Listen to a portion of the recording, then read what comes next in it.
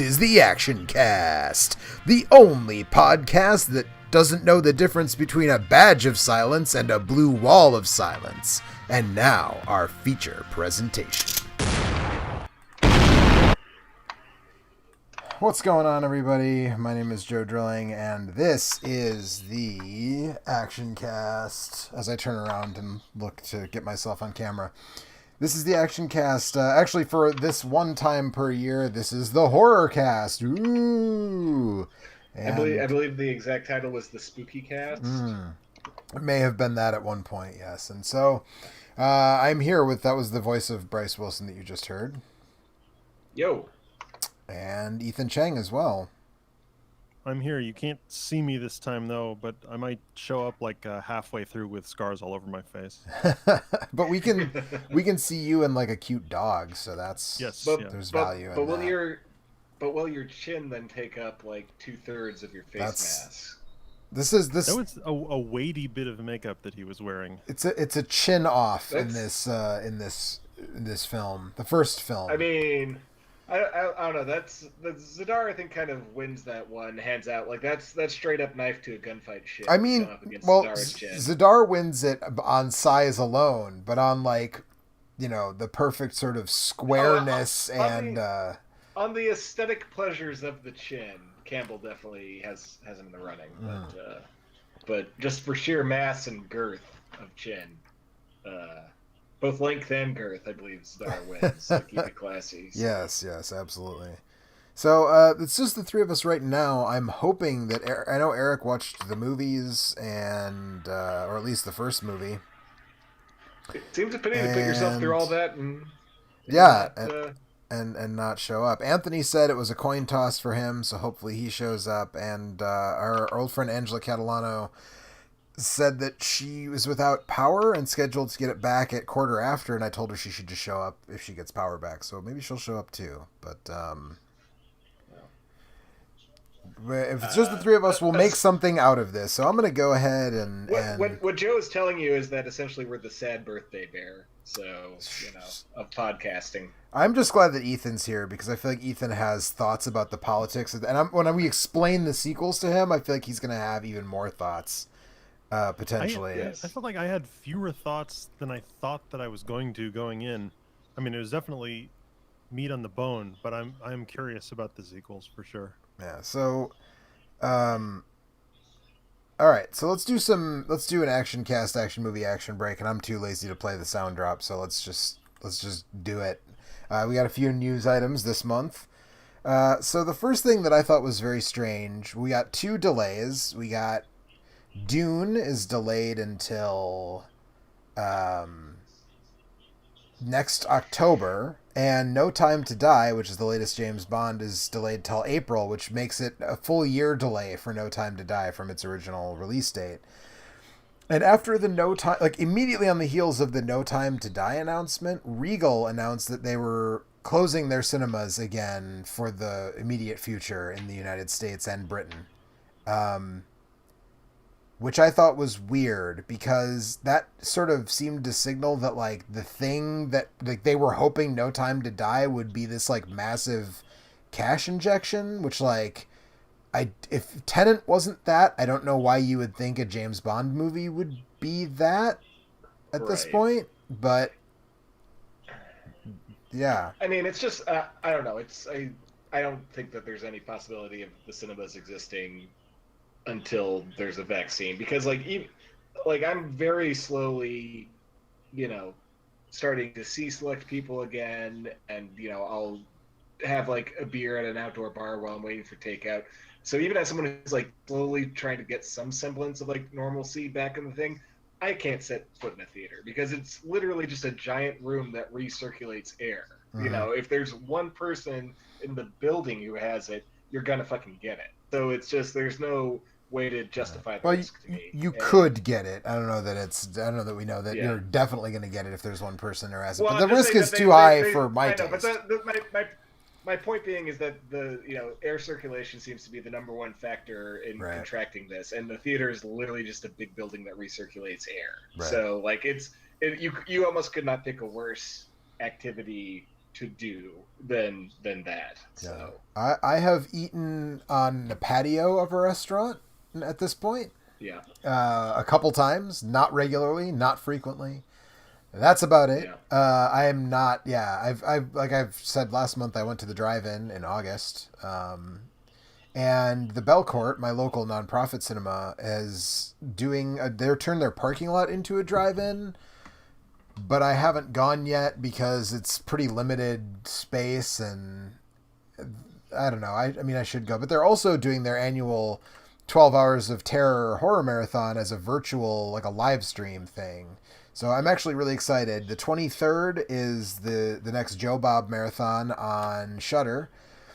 And then on the 24th is the Belcourt's virtual 12 Hours of Terror from 2 p.m. to 2 a.m. And so I am very ready for that. But I'm with you. I'm not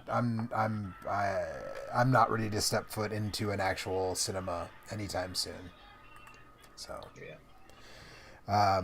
So that was news number 1 and 2, kind of, because again, Dune delayed. So related to, I guess, tonight's theme in terms of, we're talking about some horror movies tonight. Some of which have like a bit of an action tint. The sequels are a little more actiony than straight horror, but there are 3 Resident Evil things that are like in production / coming soon. None of them related to the Paul W.S. Anderson film series that had existed previously. But it's very strange to have 3 basically unrelated. I mean, I guess like there's always like there are Spider-Man things that are unrelated to each other, and they're like, I guess we now feel like audiences are smart enough to understand like this thing is related to this thing, but not in a direct story continuity way necessarily. But apparently there's a TV show, a Resident Evil TV show that's going for like Riverdale vibes, and it's about Wesker's kids, which is just like, I can't imagine enjoying that on any level. Like, there's another CG movie coming out, which hopefully won't be as bad as the prior 2 CG movies, one of which I own on DVD and is like pretty This bad. time it will be different. Yeah.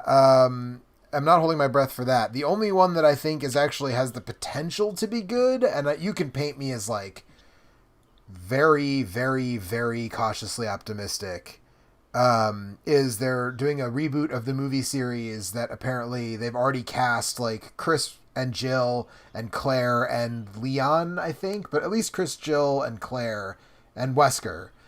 So apparently, I think they're just maybe doing Claire isn't in the first game, but they're apparently going towards going back to the original game in the mansion and, whatever, and maybe telling that story, which like, that game is beatable in 3 hours because you get the rocket launcher for doing it. I mean, it's beatable in less than that. So I think you can make a pretty lean, 90-minute to 2-hour movie that tells that story and hits all the major beats and is like a pretty good movie potentially with the right people behind it. So I guess they're going to we'll get the rocket launcher too if they do that. And yeah, right, I mean, exactly. Unless it's like an overlong mess, yeah. Yeah, then the next time you watch the movie, you get to watch it with the rocket launcher. So it's so I'm color me again, very, very, very cautiously optimistic on that one. But we'll see. Unless they actually bring back the corpse of George Romero to do his script, I really don't give a fuck. So I would be okay if somebody else directed his script. Yeah. Which reminds me, I was just reminded yesterday that there is a Peter Jackson script for a Nightmare on Elm Street sequel that I still haven't read. That's and right. I really need to find that and read that. Have you read it, Bryce? No, I've never read it. I know that the concept of it is the idea that by 5 sequels in, Freddy is like so weak and no one cares and no one's afraid of them that like teenagers are literally falling asleep to go in and kick his ass in the dream world. Like it's become a thing. And so some meta commentary there. Yeah, I think it's safe to say that New Line missed a golden opportunity on that one. That sounds like it's legitimately great, and honestly, the 6th. Yeah. So it was for part 6, or it was for part 5? Yes, I believe it was for part 6. Okay, well, part 6 is like probably the worst of the Nightmare films. Like, and I don't know that it's really all... Mm-hmm. 4, 5, and 6 all kind of suck, but I think 6 Yes, is they do. probably the like the nadir of the Freddy series is part 6. So that probably would have been a much more fun and better idea than what we got, which was the Dream Master. No, that's 4 is the Dream Master. Oh, 6 is Freddy's Dead. Right, that's the stupid subtitle. With a 10-minute 3D sequence for no reason. They're all pretty bad. So most of the sequels. So I mean, 3 is good. Whatever. 2 has some really 3 great is effects good. work. 2 has its moments, even Yes. though it's not great. I know that movie's going through like a weird rehab and like a Halloween 3 style reevaluation, but you know what? If I'm a straight dude, and if the queer horror community is in love with Nightmare 2 now, like fucking like live in it. You know what I mean? Like do it up. Yeah. Is it 2 or 3? The He's Inside Me one. That's 2. Okay, That's 2. There's a really great documentary called Scream, Queen about the actor who played the main character in that movie and sort of his life and the movie and its critical reevaluation and all that stuff. And that was a pretty fun watch. And like I said, I think that movie definitely has its moments. It's better than probably 4, 5, or 6, honestly. Jokey Freddy kind of fucking sucks. And... for me, it's like 1, 3, and New Nightmare, and then and Freddy versus Jason, even though it also has Jokey Freddy, but Freddy versus Jason is dumb enough to work on most levels for me. Honestly. Yeah, I mean, look, I don't trust a soul so dead that they can't build the joy of watching Freddy and Jason wrestle while new metal is playing. But yeah, Jokey Freddy sucks, but a less commonly acknowledged truth is that Chris Cornell leather pants wearing Freddy also sucks, and New Nightmare is an overrated bore of a film. I disagree. So. I disagree. I think New Nightmare is fine. I think it's what the series needed, but it didn't get to the level of the meta commentary that it needed to, that Wes Craven would get to with Scream, obviously. Yeah. New Nightmare is better than Jason Goes to Hell. That's all. That's what I'll say about that. I think we can agree on that. Sorry, go ahead. Oh no! You after you. Well, my next news bit. I'm going to move on to the next news bit, unless you have more things to say about Jason and/or Freddy. I'm just saying that we got 3 whole movies of the cop who can't be stopped to talk about. So we do. We should move it along. So I have 2 other things, and then you had 1 thing. So the next thing I have is there's a movie called House Sitter: The Night They Saved Siegfried's Brain, which apparently was a horror comedy that was shot in like 1989 and has just been like edited and is now being released. And I don't really know anything about it. Maybe it's this crazy lost film that I just never heard of before, but whatever it is, I think it's kind of fucking awesome that a movie that was shot 30 years ago and never edited or released is now getting edited and released. So I think I at least have to check it out. So yeah, it's the original filmmakers who are finishing it. I believe it is. Yeah, I believe so.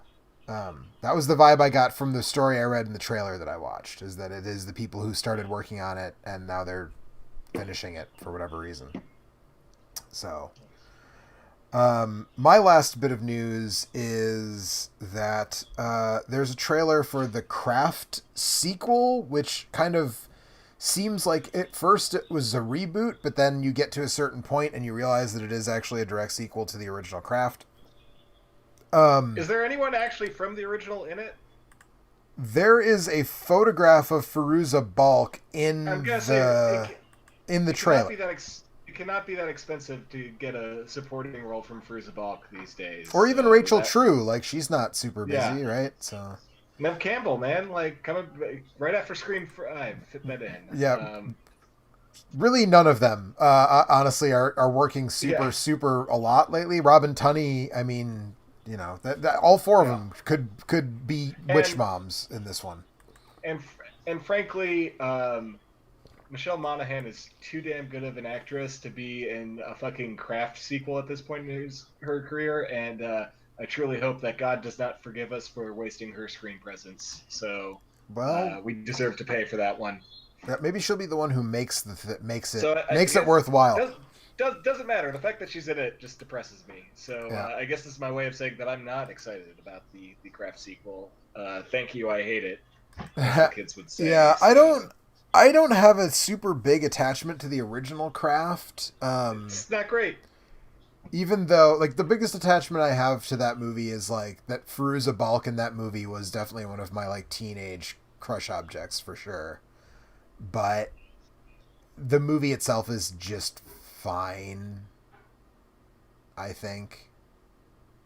And yeah, that's about it. So and also this is like we've gotten to the point where we're doing a somber piano ballad version of Girls Just Want to Have Fun over a movie trailer, which I think should tell us all we need to know about that particular trope and how it needs to really, really seriously just like fucking die now. I hate that trope so much.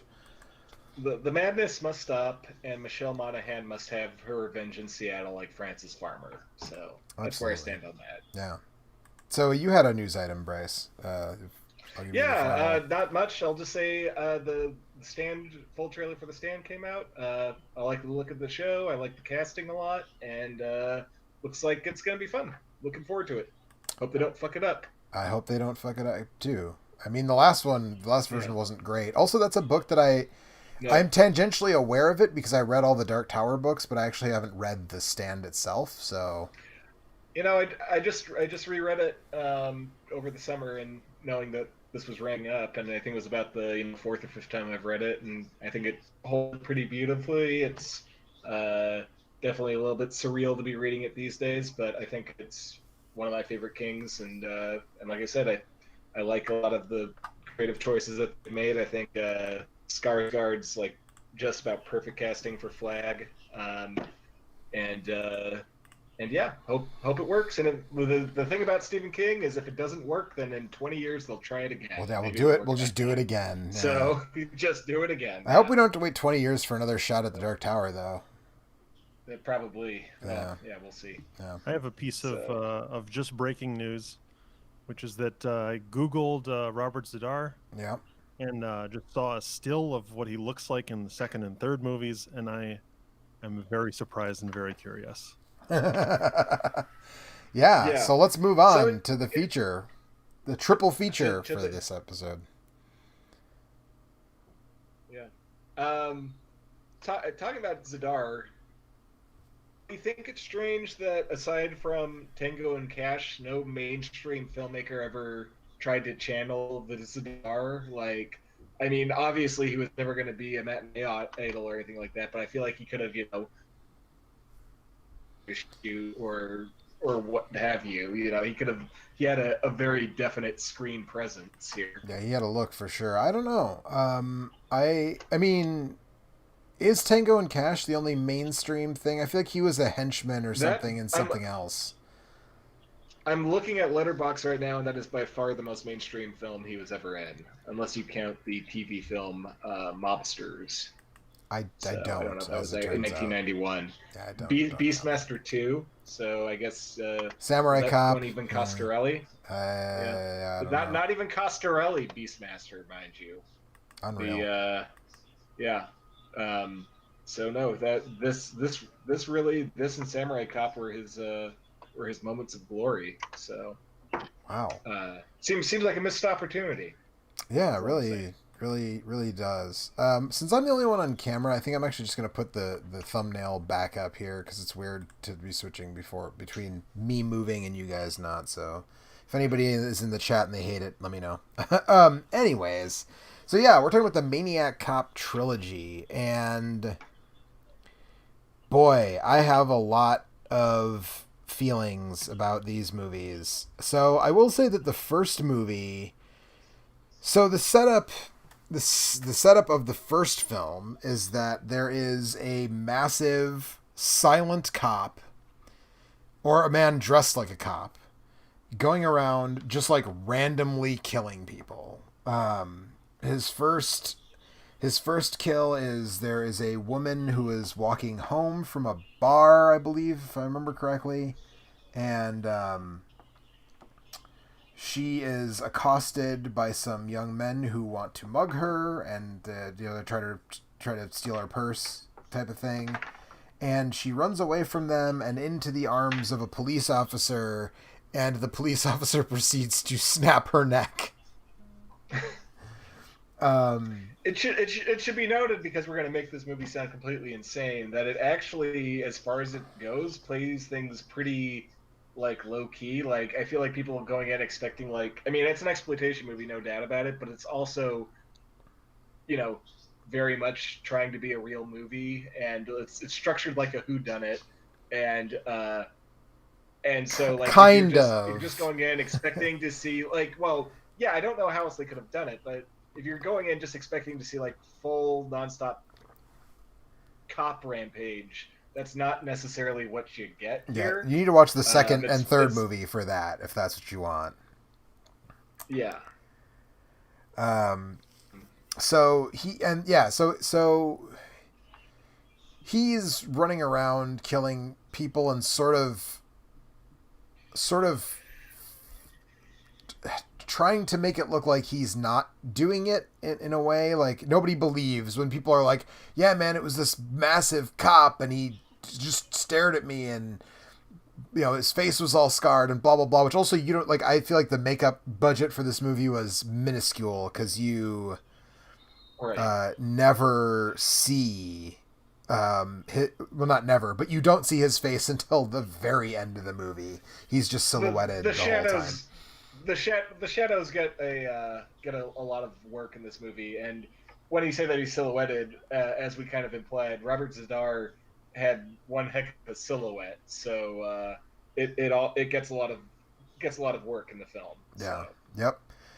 So, also, I have a note about, like, there's not a lot of tension in these. Like, there's not a lot of, like, Jason Voorhees style, like, he stalks the victims. Like, they just kind of run into him and then he breaks their necks, or, like, throws them through a window or whatever. Like, there's no real, like, chase or stalking. It's just like, oh, a police officer. Excuse me, officer, please help me. Or, like, the cop goes to pull him over, or like give him a ticket or whatever, and then instead of doing that, just like murders them. His signature weapon. Sorry, go ahead. No. You. Yeah, his signature weapon throughout all three films is a billy club that's actually a sword. Like, he slides the billy club, like the club end off, and there's this like a short sword underneath. That's his signature weapon. He does a lot of neck breaking and stabbing with his billy club sword. Well, and then for those of you who are playing at home, if you don't know what Robert Zadar looks like, you really should just take a moment and do the Google, because as you will see, he's not exactly built for stealth. So I'm not surprised that they don't have a lot of stock scenes with Robert Zadar, as it goes. So, but Ethan, was this your first time watching it? It was. One note on the weapon that he uses. I saw it in this movie. I guess I know he uses it in all three. Is you know that something is wrong early on in this movie when the cop he has a weapon that the cops actually use to kill people, and then it becomes a weapon that cops usually don't use to kill people, and you know that something weird is going on. Yep. Yeah. Well, I mean, he also chokes them and breaks their necks, which cops do that a lot too. But yeah, my first real note on the narrative is that, well, so actually, first of all, the opening is a testament to what a big difference music can make. Because if the opening sequence of this movie, like the titles crawl, had like heart-pounding action music behind it, you'd be like, yeah, this cop is gonna go out and he's gonna like do the good thing in this 80s action movie. But like they play ominous music. It up. Yeah, but they play like super ominous, spooky music over it. So instead, you're like, oh no, this cop is bad. He's not a good 80s action movie cop like Dirty Harry or John McClane. He's a maniac cop. And that's a testament to the power of music in general. And actually, the score in this movie is pretty effective, honestly, generally speaking. Yeah, I think it gets the most out of its budget. And we'll talk about that with the second one too, but like, the location work and the, stunt work and the gore stuff all looks pretty damn good. You know, Yeah. it's obviously a film on a budget. It's an exploitation movie, but it's not a bad looking film by any means. Yeah, right. And once again, like we've talked about this, but like, you know, I do miss the days when exploitation cinema had to look even like a little bit good, you know, and you just didn't have like a shitty digital video sheen over everything. Yes. And William Lustig was a DIY filmmaker. We'll talk about his previous film to this, Maniac, I'm sure, and Cohn, who produced it, I think, as well as writing it, you know, knew how to stretch a dollar till it screamed. So like, this is a good looking film that, you know, obviously what it lacks in production value, it makes up for with just smart filmmaking. Yeah, my favorite Larry Cohen fact is that when he made Q the Winged Serpent, he had a helicopter for like a day, and so he just shot all of the stuff for the monster like right away, and then took the footage to an effects house and was like, put a monster in this. And they were like, you know, this usually goes the other way, right? Like, you tell us what you want and we make the monster, and then like you shoot the footage to match the monster stuff. And he's like, well, I only had the helicopter for a day, so... And that movie actually looks... I mean, it's like Ray Harryhausen style, like Ray Harryhausen on no budget whatsoever. But that movie actually rules, so he was able to get some stuff done. So yeah, the interesting thing about this that I was gonna... I'm kind of jumping ahead because this was a note I took for the third movie, but this is a trilogy of horror films that, like, this and Scream are literally the only ones that I can think of where all three of them were written... Well, I guess actually, did Coscarelli do all the Phantasm movies, or did he hand it off to someone for the second one? Until Oblivion, he did all the Phantasm movies, and Raimi for Evil Dead trilogy too. Right. No, how can I forget Sam Raimi? Yeah. So, but it's like pretty rare generally, right? That the same director and writer do all three of the installments or all of the installments. But this is one of those instances. There are three movies. All three were directed by William Lustig, and all three were written and produced or co-produced by Larry Cohen. And again, I think what, you know, part of what Bryce was saying is part of stretching the dollar is that Larry Cohen always shot in New York, on location. And I think actually using 35 millimeter film stock, which I think this was shot on 35 millimeter, it could have been 16 millimeter, I guess, but it looks better than that. It looks like it was shot on 35 millimeter. I think the aspect ratio, it has to be 35 millimeter. Yeah, and so just shooting a film on 35 millimeter and doing it in grungy, like late 80s New York is enough to make the movie at least look decent, like what Bryce was saying. But unfortunately, and I agree that the gore effects and everything they get the job done, but like Lustig's film, simply Maniac, no cop, had Tom Savini doing the effects. So there's a bit of a step down in that respect in terms of... Hey, hi. Hey, it's Eric. Hey! Hi, guys. Did any of you catch that new Phantasm movie? We talked about it being made on Comcast, it's so fucking bad. Okay, like it's great. almost unwatchably bad. Yeah, like, I can't exaggerate. All right, great. Yeah, I heard it wasn't good. It wasn't good. The back half of the Phantasm movies are pretty tough to watch, anyways. Even the 3 and 4, that's a tough road to hoe. But 3 and 4 make Oblivion makes 3 and 4 look like masterworks. Like I don't say, and it's a shame because they did get so many of the original people back for it and everything like that. You get to see the Tall Man's final performance, and Reggie is still at it. So like, yeah, you could have had this like moving film of these guys like doing the same thing 40 years later, but it like I said, I don't use the term unwatchable lightly, and it is very nearly, like, it actually hurt me to see. I saw that Fantastic Fest on the big screen with a crowd full of Phantasm fans, and like, it is jaw-droppingly bad. That's really unfortunate. Like, how does it rank against Nightmare on Elm Street Part 6? That's the... I would rather watch Nightmare on Elm Street Part 6 than Phantasm Bully and the Week. Don't even think about it. Okay. So it is double plus ungood. Okay. So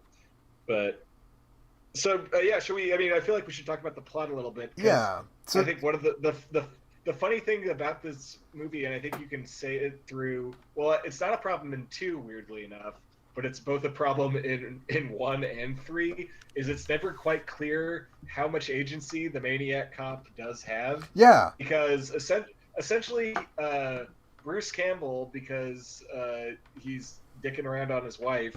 Essentially gets framed for these Maniac cop murders, and the police try and railroad him through to basically so they don't have to worry about these Maniac cop killings anymore. But it's not clear to me if he's actually trying to frame Bruce Campbell, or if it's just a happy fucking coincidence that Bruce Campbell gets framed for this. If anything, you'd think the Maniac cop would be on his side, because what's happening to Bruce Campbell is very eerily similar to what happened to him. What happened to the Maniac cop in his younger, not Maniac days. But well, yes, but we don't find that out until the sequels. It muddles the metaphor. We don't find that out until the sequels. No, you find it out in the first one that he was sent to prison. I mean, like, no. I don't remember being told in this movie that it was for a crime he didn't commit. No, that's the sequels. Okay. In part 2, they retcon it and say no, he actually was a good cop. He was getting too close to City Hall and their corruption, so they ginned up some charges and sent him to Sing Sing, where they knew he'd get murdered. So he's the good guy, really, but he's still just like murdering the fuck out of random people on the street. So. I mean, they're not random people; they're bad people. No, he definitely just like covering up all of his murders and saying they were bad people. No, the second one is the one where he just like shoots a liquor store clerk with a shotgun. No, I meant before he turned into the Maniac cop. Oh, right. Yeah, those were all bad people then. Right. Yeah. Allegedly, but so the three most fantastical things about this movie are, number one. Tom Atkins is our main detective in this. So, like, Zadar and Bruce Campbell kind of get, like, above the title billing, at least on, like, the VHS box and stuff. But Tom Atkins is really our sort of driving force for most of the movie. We spend almost as much time with Richard Roundtree as we do with Bruce Campbell or Robert Zadar. All right. Yeah. Well, for the record... Which is fine. I love Richard Roundtree. Yeah, absolutely. Shaft as police commissioner is great. Yeah. Hey, he calmed down a little bit as he got older and then got promoted. Yeah. We're talking about this, but Tom Atkins always thrills me. Yes. So, I have no complaints about having a lot of Atkins in the movie. It's Miller time for sure. Yeah. But I'm always a little confused when I see Tom Atkins why he wasn't a bigger actor. He's always he always delivers like a really effortlessly good performance that I don't really question at all. Like I've never seen him really tested as an actor, I guess, but he really never broke out of. No, he really didn't. It's always good when he's in these kind of movies, which is usually because he never really questions the reality of it. He never winks at the camera. It's just Ghost Pirates, fine. Evil Mask Company, fine. Maniac Cop, fine. Like he's really good at playing these movies on their reality. Also, I would like to say that I believe Tom Atkins was the first daddy fetish object. Because, like, okay, time for anyone. I mean, okay, this movie, The Fog, Halloween 3, all of those movies have women who are like 20 years younger than him, just like throwing themselves at him, and it's like I'm just like, what is it about Tom Atkins, like animal magnetism, that just like. Like in The Fog, it's Jamie Lee Curtis. In Halloween 3, I can't remember that actress's name, but like there's a scene where they're in a hotel room investigating the evil mask company, and Tom Atkins is like, I'll just sleep on the chair or whatever in this, because there's only one bed in their hotel room. And she's like, oh, you don't have to do that. Where do you want to sleep? And he's like, that's a very stupid question. And then like they're banging like 15 seconds later. And this one, the blonde cop who's like a fraction of his age is like, what's up, detective? And I'm just like, what the heck? Like, come on, Tom Atkins. Is that a mustache? Yeah. Are you going to tell me that Tom Atkins couldn't get it? No, I'm not telling. I'm saying that very clearly he could, and he is the original daddy. That's what I'm saying. That's what I'm saying. To me, I think there have to have been daddies before the 80s. The first time I saw Halloween 3, what- it was during a 24-hour horror marathon at the Music Box Theater, which I didn't stay for the whole thing, but I think they played Halloween 3 at like 2:30 in the morning or something. And in that scene, I think that's immediately after the "Which bed do you want to sleep in?" There's a noise, and the woman who he's with, I forget her name in the movie, says, "What's that?" And he says, "Who cares?" And the entire theater just erupted into hooting and hollering. It was amazing. Yeah. Yep. When we're talking about Tom Atkins' crossover or lack thereof, I do feel the need to say that he was in Lethal Weapon. He was killed by a surprise helicopter. Surprise helicopter. Famously. Killed by a helicopter, yes. And then some of the other less genre ones that he was in. He was weirdly in Tim Robbins', one of his few films as a director, Bob Roberts, and a personal favorite of mine, William Peter Blatty's The Ninth Configuration. But I mean, at the same time, he was such a presence through the 80s. I mean, Surprise Helicopter, Escape from New York, The Fog, Halloween 3, Creep Show, Night of the Creeps. You know, it's not like he didn't make his mark, and you know. No, he was a working actor for sure. He made money for sure. He stacked that paper, no doubt. He's in a ton of TV shows also. Like Yep. he's a guy. He's one of those people with a face that you just go, "Oh yeah, I've seen that guy before. I know that guy." 85 and still working. Yep. Right. Yeah. Exactly. Yeah, I saw that. I guess what I mean is like pick a movie from, I don't know, 1985 to 1995 that has like Gene Hackman in it, and I feel like you could just rotate Tom Atkins into there. Like there's a handful of actors like that. There's a parallel universe in which Tom Atkins was in the conversation. I was gonna say, are we talking about Tom Atkins at the end of Unforgiven now? Does that I mean couldn't that? deserve this. I was building a house. There's got nothing to do with it, Tom Atkins. Does that mean that William Lustig is also directing the conversation? Oh fuck, man! I hope so. Is the conversation written by Larry Cohen? Can we get that? Yes. You know what? That If I movie? get to see Francis Ford Coppola's Maniac, I'm all for this. Yeah, okay, yeah, absolutely. Let's do it. I love Gene this parallel Hackman universe. is the main character, and Yeah. Maniac Cop. Gene Hackman just like weeping and like sweaty with his gut over his shorts as he like chains himself to a mannequin wearing a human scalp. I can totally get behind this. So, all right. So, my three most fantastical things about this movie are: one, that Tom Atkins immediately suspects that it's actually a cop doing the killing, as a cop himself. Two, that as soon as they think that Bruce Campbell might have been the one who did this, they arrest this other cop and charge him with murder, like at the drop of a hat. And three, that Cordell was actually arrested and sentenced despite having a reputation as a hero cop. Although we do find out later that he was railroaded in the sequels. Although I'm not sure if that's like canonical back to the first movie. Although I guess since all three were written and directed by the same people, I suppose it is. I mean, the second movie picks up right at the end of the first movie. Yeah, it really does. Probably is. I mean, I suppose that this is good of a place to talk about that. What I think one of the high points, but one of the strengths of this movie is like how absolutely brutal it is to its heroes. I mean, Atkins gets Maniac Cop defenestrated through this, and then what really surprised me was that because I didn't know that he was actually in the sequel, but they bring Bruce Campbell back, and then they just Adrian King Bruce Campbell. Yep. And like sure that do. was the part that cracked me up is like, why are you gonna pay? Like, I could understand them writing him out of the sequel because like if he was like too expensive post Evil Dead 2 or whatever, but they like bring him back, they pay him, and then they just immediately kill the fuck out of Bruce Campbell. Well, they bring the girl Teresa, back too, the female cop, and then they murder her right off the bat too. Yep. Yeah, but she's not as famous as even in 1990. Landon. She's not as famous as Bruce Campbell. You know, so yeah. But yeah, she was in Airplane 2, the sequel, Joe.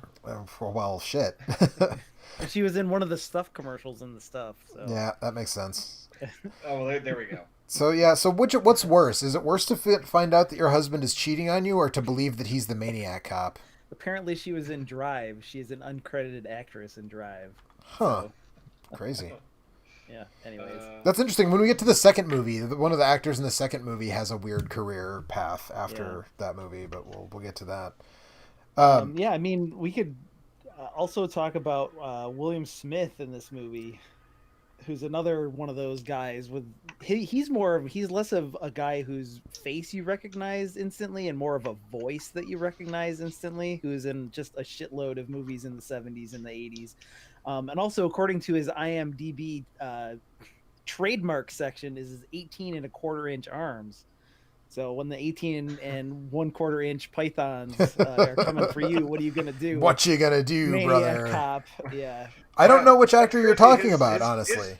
His career goes all the way back to Going My Way and The Ghost of Frankenstein. Yeah, he's the bald guy with the really gravelly voice.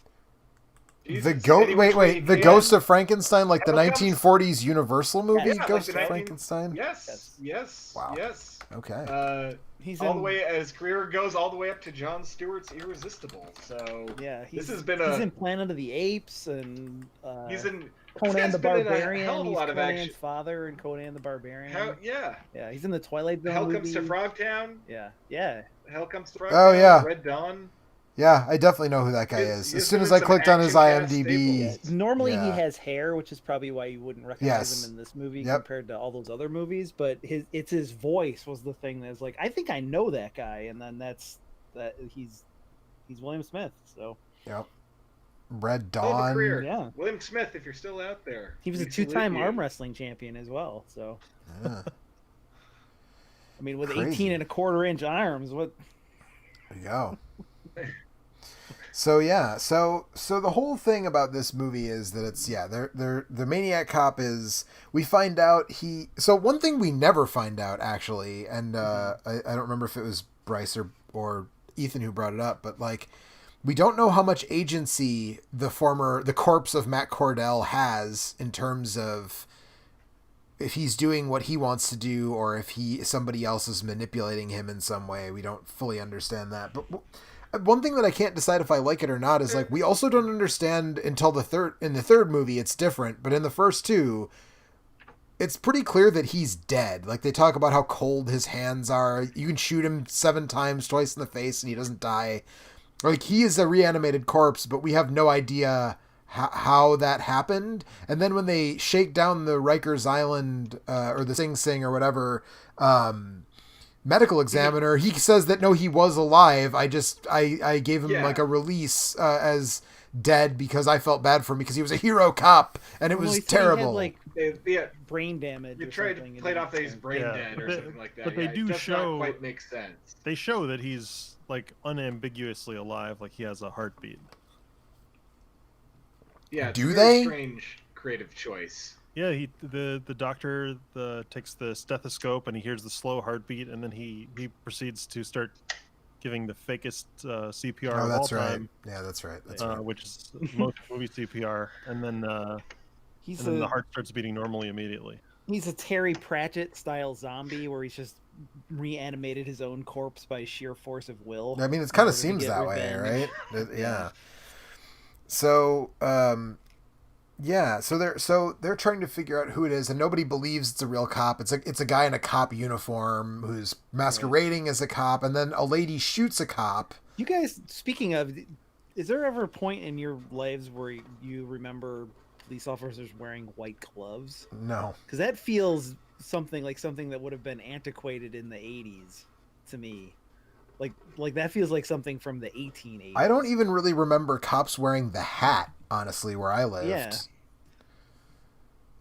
So the hat was antiquated, I think, and I guess I don't say know nothing of the gloves. Where I lived in the 80s and 90s, I don't really. My association with the gloves is just like if they're doing a parade or something. People at like some kind of ceremonial. Yeah, if I feel like the only time cops wear the full uniform with the jacket and the hat and the gloves is if they're at like another cop's funeral or something. Okay. Well, maybe I don't know. All works then. But all the people who see him believe. Well, whatever. It doesn't really matter. It's to cover up the horrible scars on his hands. But right. So we come to find when that old lady kills that random cop because she thinks it's the Maniac Cop. He's also wearing the gloves. Wearing the white gloves. Is Bruce Campbell when he goes out. So.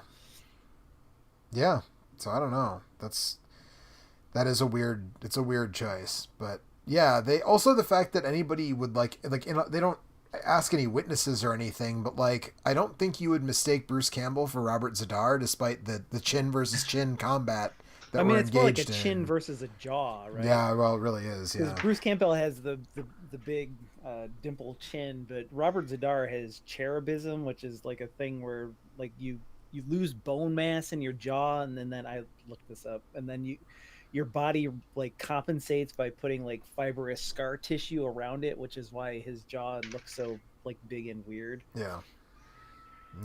But so anyways. I mean I don't see those like the two punks who are the muggers when the woman who's running from them is killed. Like I don't see those guys being like, "Yep, that's the dude. That's definitely him. He's like several inches shorter and not nearly as bulky, but like he gets hauled in anyways." And the thing we end up finding out but is the Predator had to pick which jaw to take. We know which one he's taking. That's right.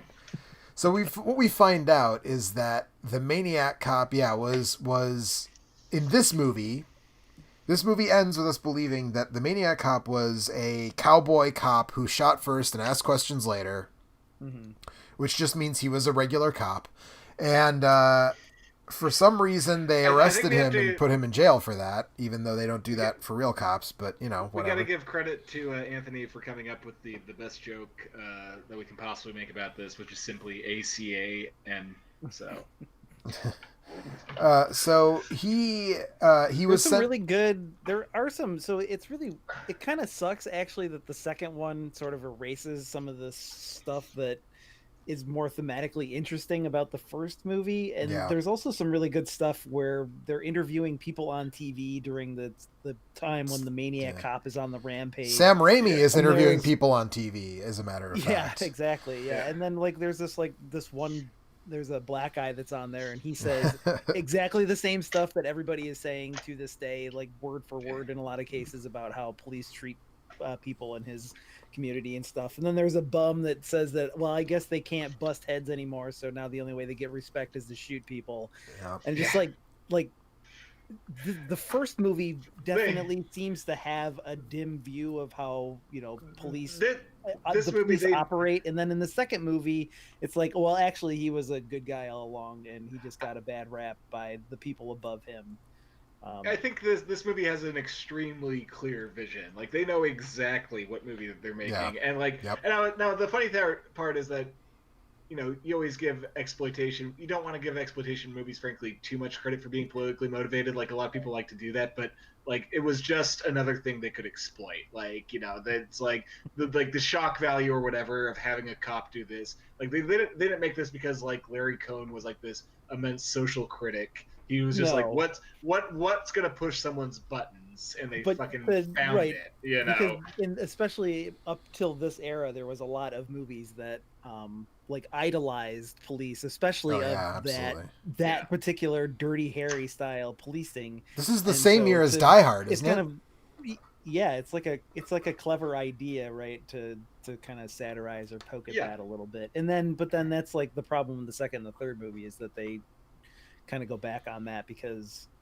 it's an easier way to make up a plot to make it sound like that he was stabbed in the back by the people above him, rather than the politics of these movies are very weird from film to film. Honestly, I mean, they're very strange, and inconsistent within within the one film that I saw. Anyway, for sure. Yeah. So it turns out that, again, in this film, as far as we know, that's why, like Bryce said, you don't want to put too much stock in the politics of exploitation. Right. Yeah, although I had to check. I forgot what year this was made when I was watching it, and I did check while I was watching it to see if this was like, maybe this happened like 6 to 12 months after the LA riots, but no, that was it was a few years before. Yeah, but so when he gets sent to jail, they say he refused protective custody. Like they were going to put him in not solitary, but like kind of solitary. You get put in solitary confinement. How are you going to have a naked shower fight against a bunch of other criminals? I have a note that says that Robert Zadar is not quite the naked fighter Viggo Mortensen is. But who is? That's really? true. Who is? I mean, the all-time greatest naked shower fight is definitely, or I guess the naked sauna fight is definitely in Eastern Promises. But I mean, you know, Zadar goes for it in the naked shower fight, and it's like the opposite of. Have you guys ever seen Brain Damage, the Frank Henenlotter movie, Brain Damage? Yeah. Where the main character is like, he's a junkie, but he's a junkie for this like weird. You have to see the movie, but anyways, I told you about this movie, but there's I mean, it's a great scene where his parasitic alien dick eats the brain of a hooker that tries to give him a blowjob. There is that scene, but I was talking about the scene where he goes into the shower. There's like a public shower, and he goes into, and there's this huge muscly dude in there. And he's like the most non-threatening, huge, muscly dude in a shower scene in like any exploitation movie ever. And he just keeps like reassuring the main character, like, it's okay, man. It's chill. No one's going to hurt you in here, man. You're fine. And like, this is the opposite of that. The big muscly dude in the shower definitely is going to try to kill you, but they're all going to kill him. So they all kill him. And he's all cut up. I mean, they have a bunch of prison shivs or whatever, and he gives it the college try. He really does. But they end up fucking him up. And this scene is used verbatim in both of the sequels to pad out the runtime. They just show the whole sequence again in both movies. They're gonna use it. Yep. They blew half their budget on the Robert Zadar grease. So they had to try and get their. Once again, it's exploitation. So when you got a element like a naked Robert Zadar that you can use, you use that. Yeah, you absolutely. Yeah, definitely. What do you guys think? Was that butter, Crisco? I think that was just his own Zadar musk that he naturally produces. Right. If he just doesn't shower for a few weeks, that just happens. It just happens. Yeah. Right. Him and Ahmed Johnson. That's right. They're both part otter. Zadar. Yeah.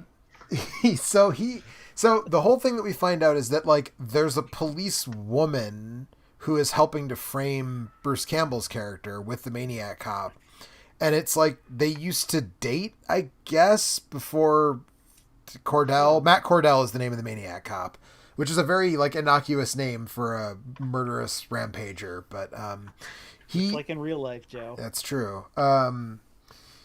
So Matt Cordell was like, I guess, sort of seeing this woman. He ends up killing her later in the movie anyways, but like she's the only one who talks to him and knows who he is. And like he hides out at this warehouse, and Tom Atkins follows her because apparently she's really oblivious, because he is the worst tail in the universe. He's like a half a block behind her the entire time, and she doesn't notice that he's following her. For whatever, there's always weird little line readings that like stick in your mind, but it's like when Tom Atkins like first gets onto her and like starts pressing her, like she gives this really weird line reading of, "Yeah, we should all go get a beer sometime." That just makes her seem like the most shady person in the world. It's like, no, it takes the work to be that unnatural. Yeah. is what I'm saying. So.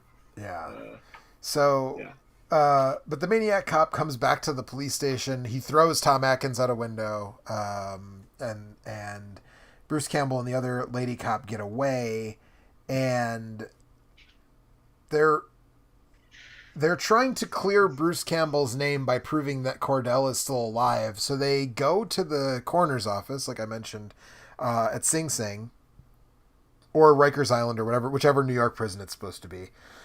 And they basically, and this never comes up again, which is so fucked up. Like they shake down the prison coroner to admit that Cordell wasn't dead when he declared him dead. And then in all of the subsequent films, when they're trying to explain this, that is never brought up. They never say like, talk to the coroner. He fucking admitted to us that dude wasn't dead. Like, it is an extremely strange creative decision, because I don't know if that was just something they thought was going to work in the script and they didn't bother to do it as they were shooting, because at no point does it seem like this guy's a real living functional human being. Yeah, like right. He's always just this moving wall of death. Well, right. When the lady cop gets saved by Tom Atkins, she specifically says she shot him twice in the head and he didn't relent. So yeah, something's up.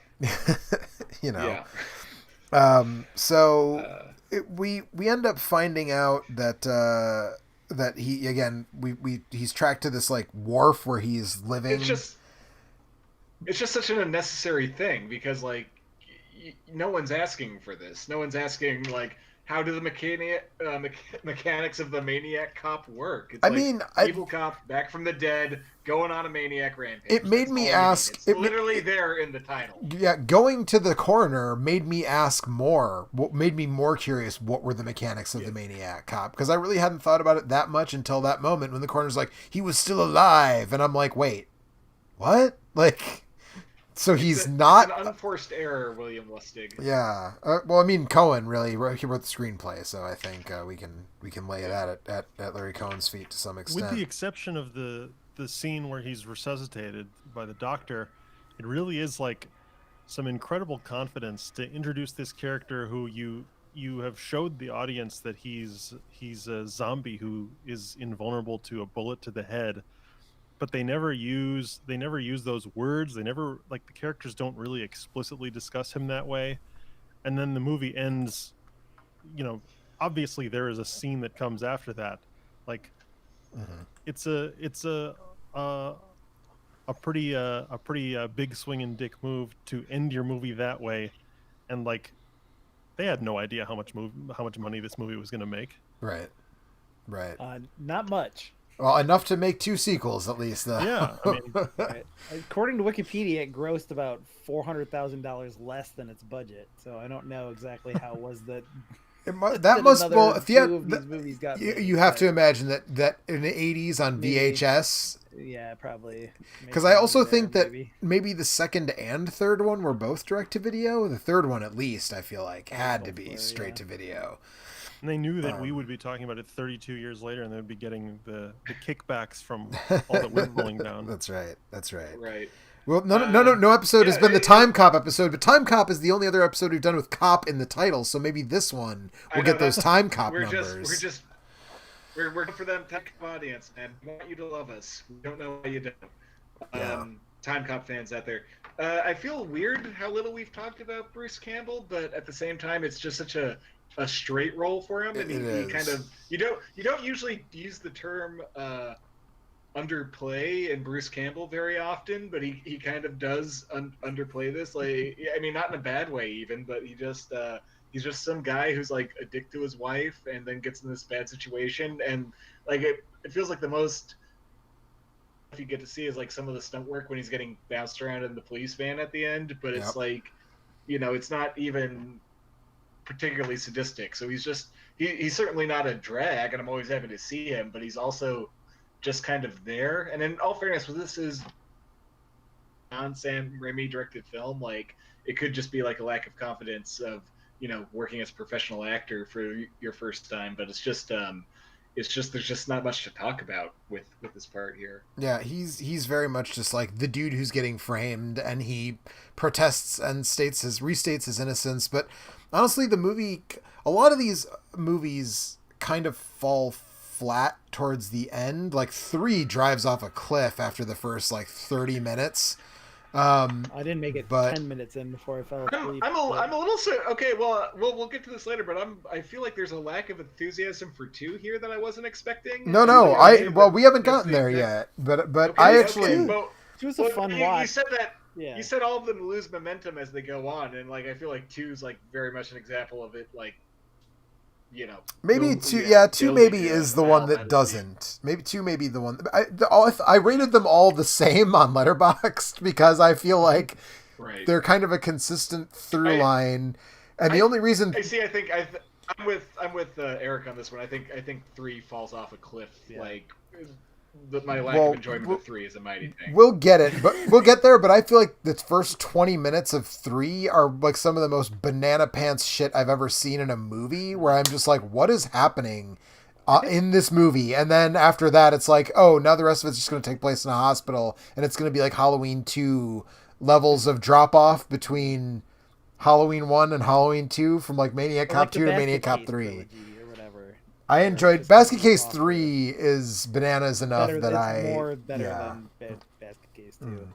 There's another film with a consistent right. Frank Henenlotter did all 3 of those. Oh yeah, Frank Henenlotter did do all 3 of those. So, yeah. Oh boy. There you go. So Certainly a feather in his cap. yeah, right. So basically, what happens is that Bruce Campbell and the lady cop that he's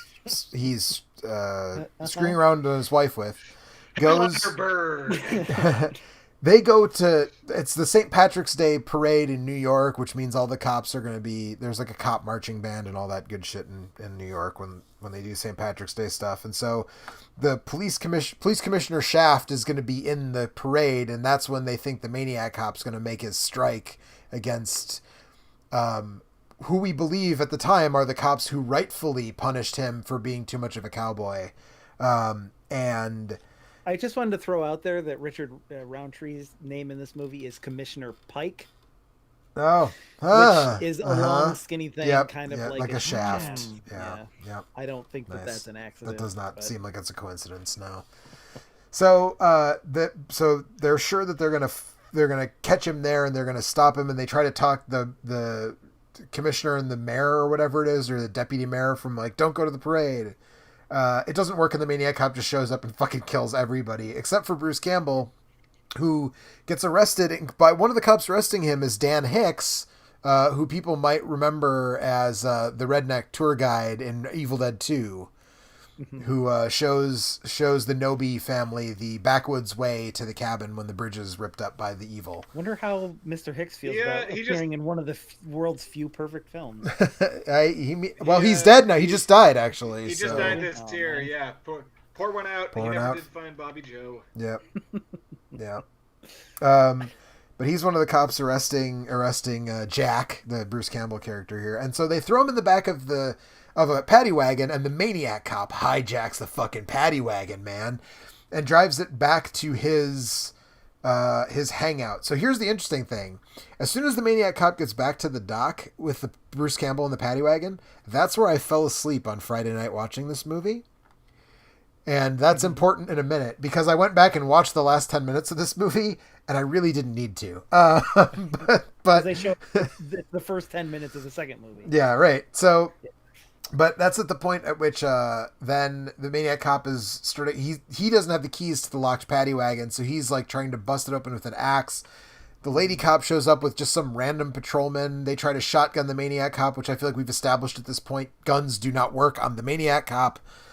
And actually, the Maniac... Despite him apparently being just a dude with brain damage. Yeah, right. Like, his magic power is that he, like, had a lack of oxygen to his brain for however long it was after the knife fight. Right. And the Maniac cop also has... a better or worse origin story than being bitten by a radioactive spider.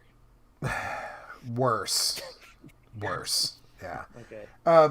The Maniac cop also has real bad... So this is when we finally see, like, a good face shot of the Maniac cop for this whole sequence, because it happens in broad daylight. Just give away a reveal like that. Yeah, well, his teeth are real bad. I don't know why his teeth are so bad, in particular, but... He's got brain damage, so he doesn't know how to brush his teeth. I guess, yeah. There you go. He seems to have a reverse healing factor. Like, the wounds on his face haven't healed, or he just picks the scabs because he's got...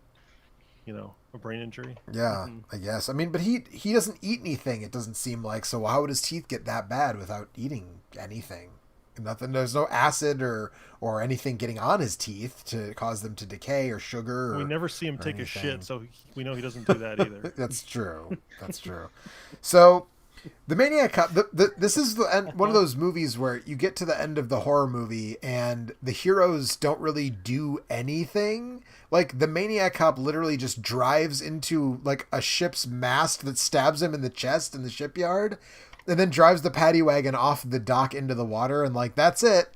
Like, he did himself in completely. But then, Bruce Campbell's stunt double has like a way receding hairline that Bruce Campbell doesn't have when the car drives off the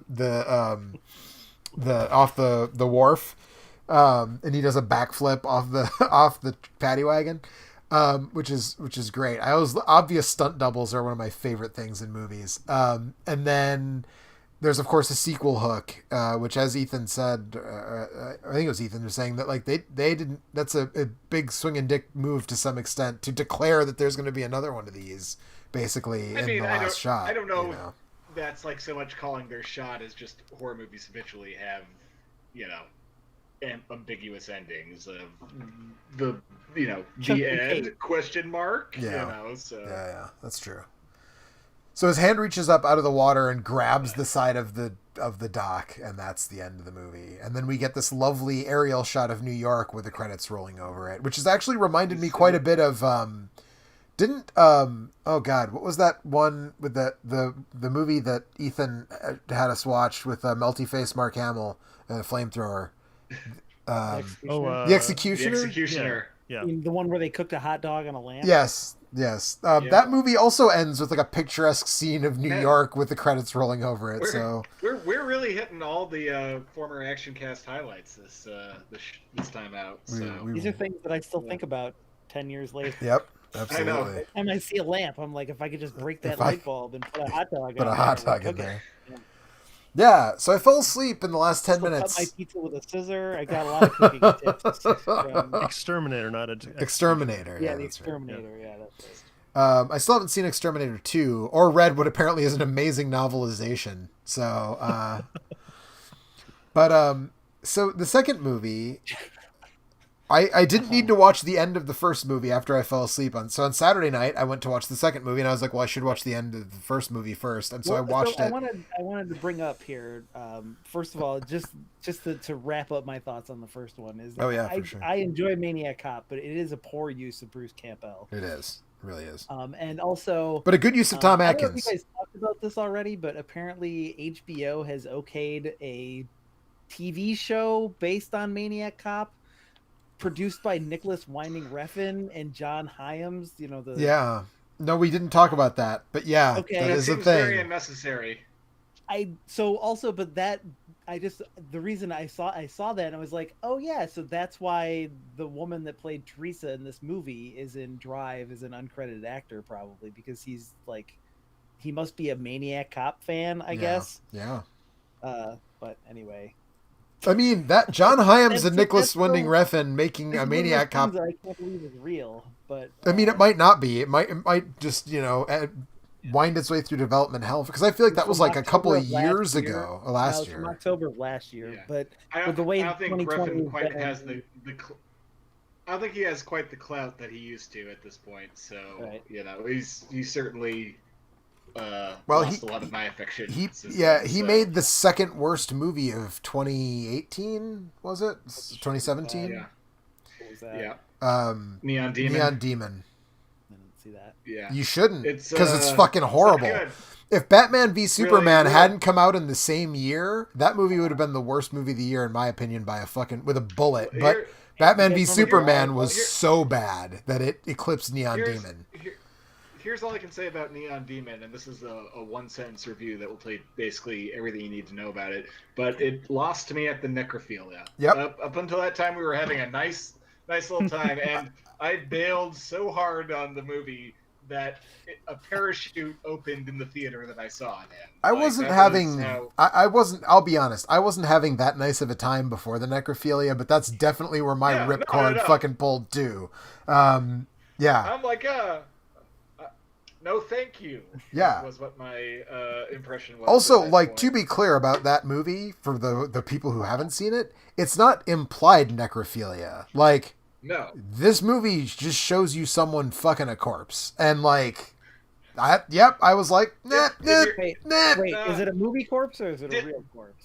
Did it need it in Important, Necromantic? no. Didn't need it there. You know what's the funny part about that show that I never thought? But Jenna Malone was in both those movies. So her part was cut from the theatrical Batman v Superman. Oh, that's true. It was. Yeah. That girl was paying back some karma that year, I guess. Evidently. I usually like her, too. Or, I was gonna say, you only get to be in so many good movies, I suppose, before you end up in the two worst ones of 2017. Before you gotta spit on your fingers and fuck that corpse. Oh, God. Jesus.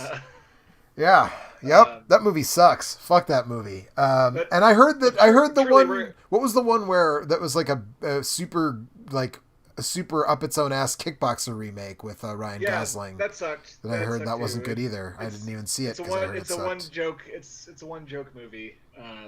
And so like the whole point of Only God Forgives is that that's it. Yeah. In Drive, even though he's like, obviously an emotional mess, Ryan Gosling is like a hyper competent, cool guy who also happens to be a sociopath. but in Only God Forgives, he is a not at all cool guy who literally fails at everything he tries to do, who is also a sociopath. So once you understand that that's the joke, that it's just going to be a movie about Ryan Gosling failing in front of bright lights, it becomes unnecessary. So, Cool. yeah, Ruffing's career is just becoming increasingly unnecessary with everything he's made. Yeah, so. you start to wonder if Drive wasn't like some weird aberration. Like, well, I don't know. Anyways, I mean, I liked Bronson, liked parts of Valhalla Rising, but yeah, just don't really need to see Ruffin's take on anything, on anything at all. Thank you. I'm curious to see. I mean, I like John Himes though, so we'll see. I don't know. Whatever. Anyways, anyway, that wraps up the Evil Dead TV show. I still have not watched the Evil Dead TV show. I've seen a couple episodes of it. I had a real good time with most of that. Yeah, I've got nothing against the Evil Dead TV show. Just when a possessed asshole comes out of a man's body and tries to kill Bruce Campbell. It's fucking amazing. Anyway, was Nicholas Winding Refn involved in use of Bruce Campbell? Just for the record. Yes, for sure. Yes, I don't think anyone would deny that. I like when it's revealed that Ash's mental happy place, his place of safety and spiritual contentment, is a projection of Jacksonville, Florida. That's a good. You should at least watch the pilot, Joe, because the pilot's basically a 45-minute Evil Dead 4. Like it's just fun stuff. Yeah, so, I should watch the whole show, really, probably. But yeah. So that takes us to Maniac Cop 2. Which starts with the last 10 minutes of. Saying, that was the story of the cop who could not be stopped. Mm-hmm. So But for some reason, on the podcast that could not be stopped. For some reason, like Robert Zadar, we came back from being brain dead for 10 years and have come to seek our revenge on the internet. Except we're still brain dead, so it's as it turns out. Yeah. But so I definitely didn't need to rewatch the last 10 minutes of Maniac Cop 1 before watching Maniac Cop 2, because it literally starts with the last 10 minutes of Maniac Cop 1. And then that's funny. You said that the scene in the prison shower, they just play back verbatim. Is that also true of the entire ending sequence of the first movie?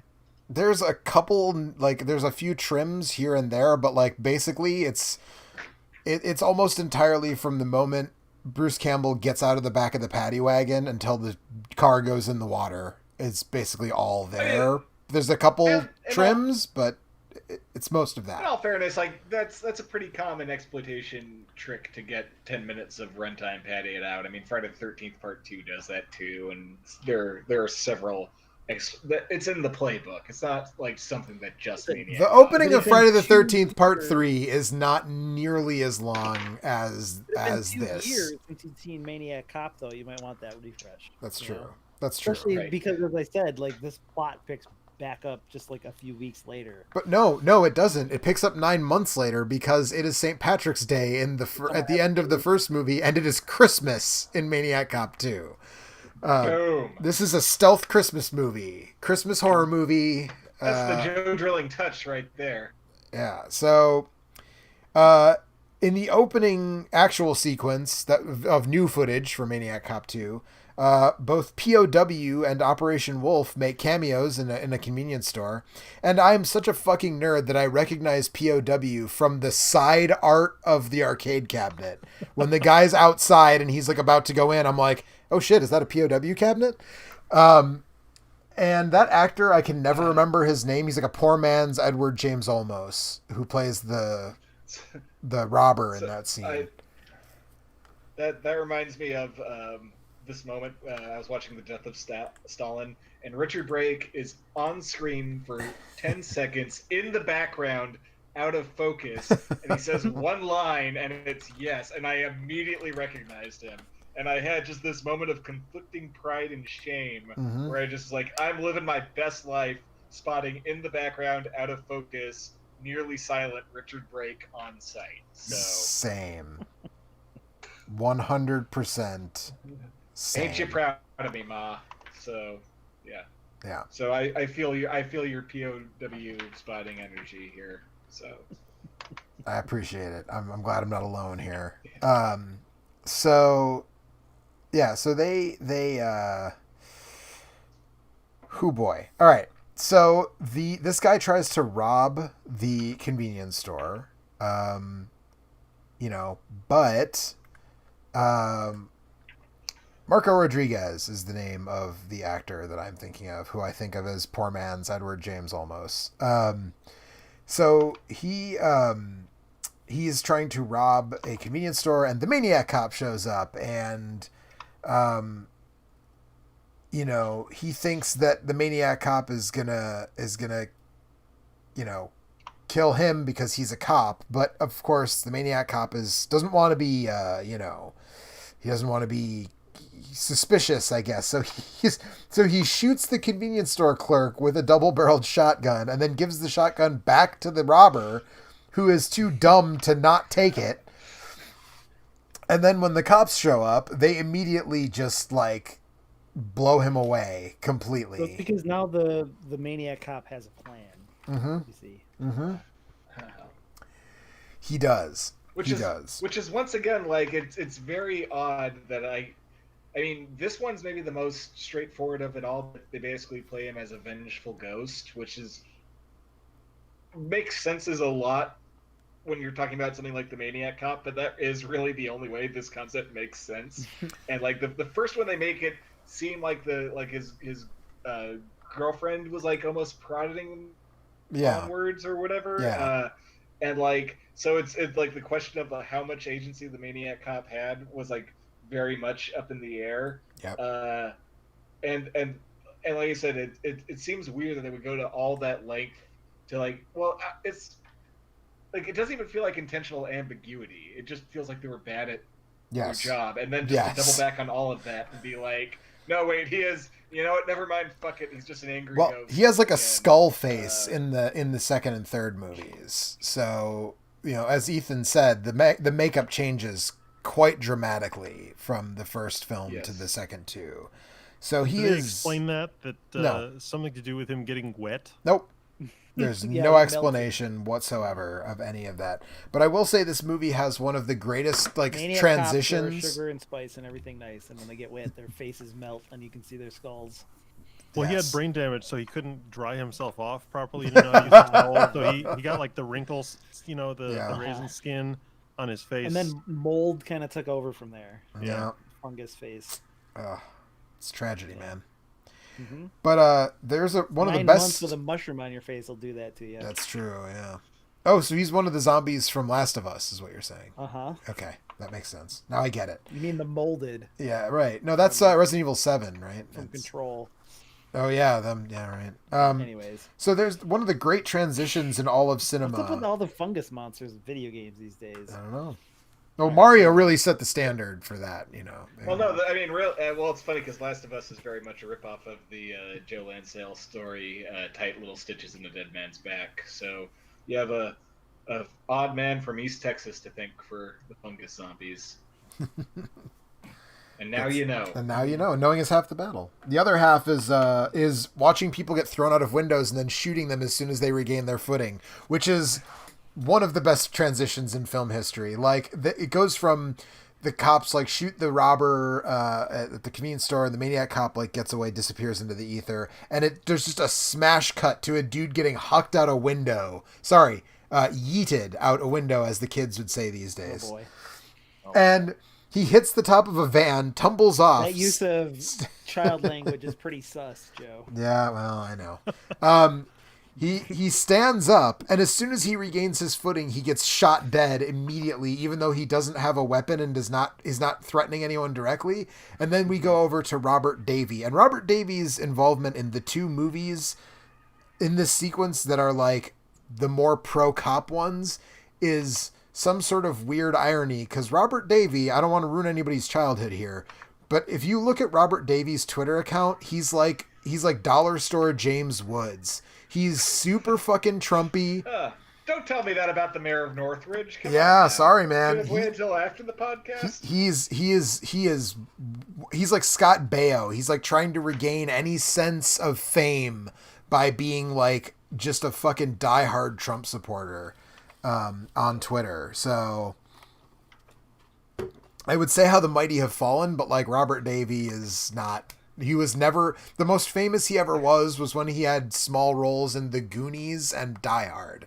So, you know, that, and he was a Bond villain in one of the Dalton Bond movies, which are sort of considered lesser Bond films anyway. So in the worst Dalton Bond movie. Well, there you go. But, you know what? I like both of the Dalton Bond movies. I'm not gonna Bryce, get out of here.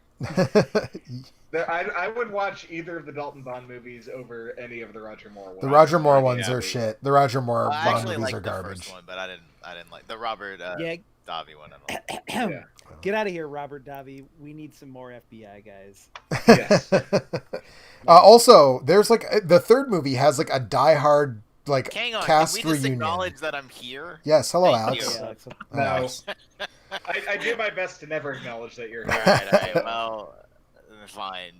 Yeah, so I don't like Robert Davey is like I don't know if I'm supposed to like his character, but I feel like I'm not, but maybe I am because there's no other clear hero He's in like a this dick. film. He is such a fucking douchebag, and he's like also a maniac cop because he just, again, the first thing we see of him is him shooting an unarmed dude and then like getting a pat on the back for the it. psychiatrist is the one that is like the hero. Yeah, I think, Probably yeah. a Christian. Right, so she's the one that I was going to mention. She has her career went in a weird way, and she is now in a shitload of video games. She's in like Fallout games and Warcraft games, and like she's like a big time video game voice actor now, which is I did not realize that when I was watching the movie. Well, she was in Babylon 5 too, which was a pretty successful TV show. Yeah, right. Quite a while there in the early 90s. Yeah, Well, so, I mean, you know, for what this movie loses in a Richard Roundtree, I think it's worth noting that it gains in not only Bruce Campbell and Robert Zadar, but then Robert Davey, who, trash personality aside, I think he's a pretty fun screen presence. Clarence Williams and Danny Trejo. and Danny That's a Trejo, legit Shout out to Link. Hall of Fame B movie cast right I there. mean, Danny Trejo's in it for like 30 seconds and he has no lines. Doesn't matter. But yeah. The presence of the Trejo is noted. Clarence Williams III, though, is fucking, he's fantastic in this. He ain't going back to Sing Sing Death House, man. There's also like, okay, again, the politics of this movie are super weird. So like, there's a show that's like, it's like the New York local version of America's Most Wanted, where like they catch people who go on this show. And the fucking show has an electric chair as part of the set. And at the end, the host is like, I can't remember what he says, but it's something about like, you can't outrun Con Ed, and like points to the fucking electric chair. If Paul Verhoeven made this movie, I would be like, dude, that was a funny bit. But since it's not, you know. But that's kind of, I like it. It's people like, look, I feel like people love to over exaggerate. And we talked about this before, but like the political will behind these exploitation movies, because I think when like they started getting cool again in like the 90s and the 2000s, like people like, you know, were these overeducated hipsters who were discovering them, and they had to justify why they liked them to themselves. So it couldn't just because they have an appetite for trash. No, these movies were like secretly subversive, genius, and like you have like 5 movies that are that. I mean, some of them are like They Live is that for sure. But no, even They Live is like closer to a studio movie than it is an exploitation movie. But like you have like Coffee and like 5 other ones that like have like a legit political point of view. But like, with this, like the exploitation political point of view is fuck everybody. You're stupid for caring, essentially. Like it's very much like a nihilistic, like late 70s punk rock, piss off as many people as possible. That is as close to a philosophical statement as you're going to get for most of these fucking movies. So when you say that Maniac Cop doesn't have like a coherent like set of politics, well, of course it fucking doesn't. Because like I guarantee you, like that was like beyond the fact that like we'll put a cop as a killer, it'll like piss off the squares. Like that was like maybe the last thing that they thought of. Sure, but like I mean, so I think whether you're giving they him too much credit, I think they just said we'll make the cop a killer. Oh no, they were definitely. I think they were definitely gunning to piss people off and gin up some free publicity. But my thing is, you guys like, not seen the rest of Larry Cohen's films? I have seen. Well, not all of them, but I've seen many of them. Yes. Stuff is about drug abuse and. Also, but the stuff is also about like corporatism and like the main character is a corporate saboteur in the stuff. Like, but however intentional those things are, like, and I mean, I understand that I am one of those overeducated hipsters, and also so are you, Bryce. You're telling on yourself a little bit there. Yeah, but, I'm absolutely an overeducated hipster, but I acknowledge just my appetite for trash. Oh yes, I don't need to justify my love of trash to myself by saying, no, it was secretly worthwhile and politically subversive. I just like it because it's fucking trash. I mean, sometimes you just want to see a dude that looks like Mick Foley try and kill a stripper. I have a note. Yeah. I have that exact note that Dollar Store Mick Foley is our second serial killer in this movie. And so this movie introduces a second serial killer literally halfway through the movie. And has him strike up a friendship with the maniac. The maniac cop, yeah. Which is just very. Oh man, like it feels like they're going for like some kind of universal monster thing where like the blind man offering Frankenstein refuge. Except it's a fucking serial killer who's like living in a shack, and it's yeah. I was I was honestly waiting for Cordell to say like smoke good like. He does speak though. He says his name so that the analog of the blind man knows who he is. You say maniac cop. He says like I can't remember how he kind of like is straining, but he's like Cordell. Yeah. Okay. And do know because it was confirmed by 3 other people. I guess I was right. I guess I didn't remember it correctly. So around that time when the second serial killer appears in this movie, then that's when we get the exact same origin story flashback for Cordell. The entire sequence. I was really hoping you were going to say it was the same origin story flashback, but for the other guy, and like they just put his face on it on Robert Zadar's body. That would be kind of amazing, but no, sadly not. But I think we're in our taste. We're skipping past the wonderful car hook kill. That's before. Like, yes, the car hook kill is amazing. Absolutely. We're talking about this movie, and we're talking about how it's cutting corners, and like sure it does, but like I also think it's a pretty, and like once again the resources on this movie couldn't have been vast, but I think it's pretty much a textbook example of like how to do like this kind of sequel, right? Which is like, okay, we're giving you more resources, so like what kind of shit do you want to see? And the answer is bigger, crazier shit. So like the gore effects are better. Yep. Like you get to see like a fucking rampage in a strip club with like actual extras who were theoretically paid, and then like you have like theoretically paid. Yeah, you have the whole car chase thing. Rampage. Yeah. Yeah. Before she goes on the TV show and to talk about Cordell and try to get him caught on From America's Most Wanted, the maniac cop kills the blonde-haired lady cop. So first he kills Bruce Campbell with a knife through the newspaper. The classic knife through a newspaper kill.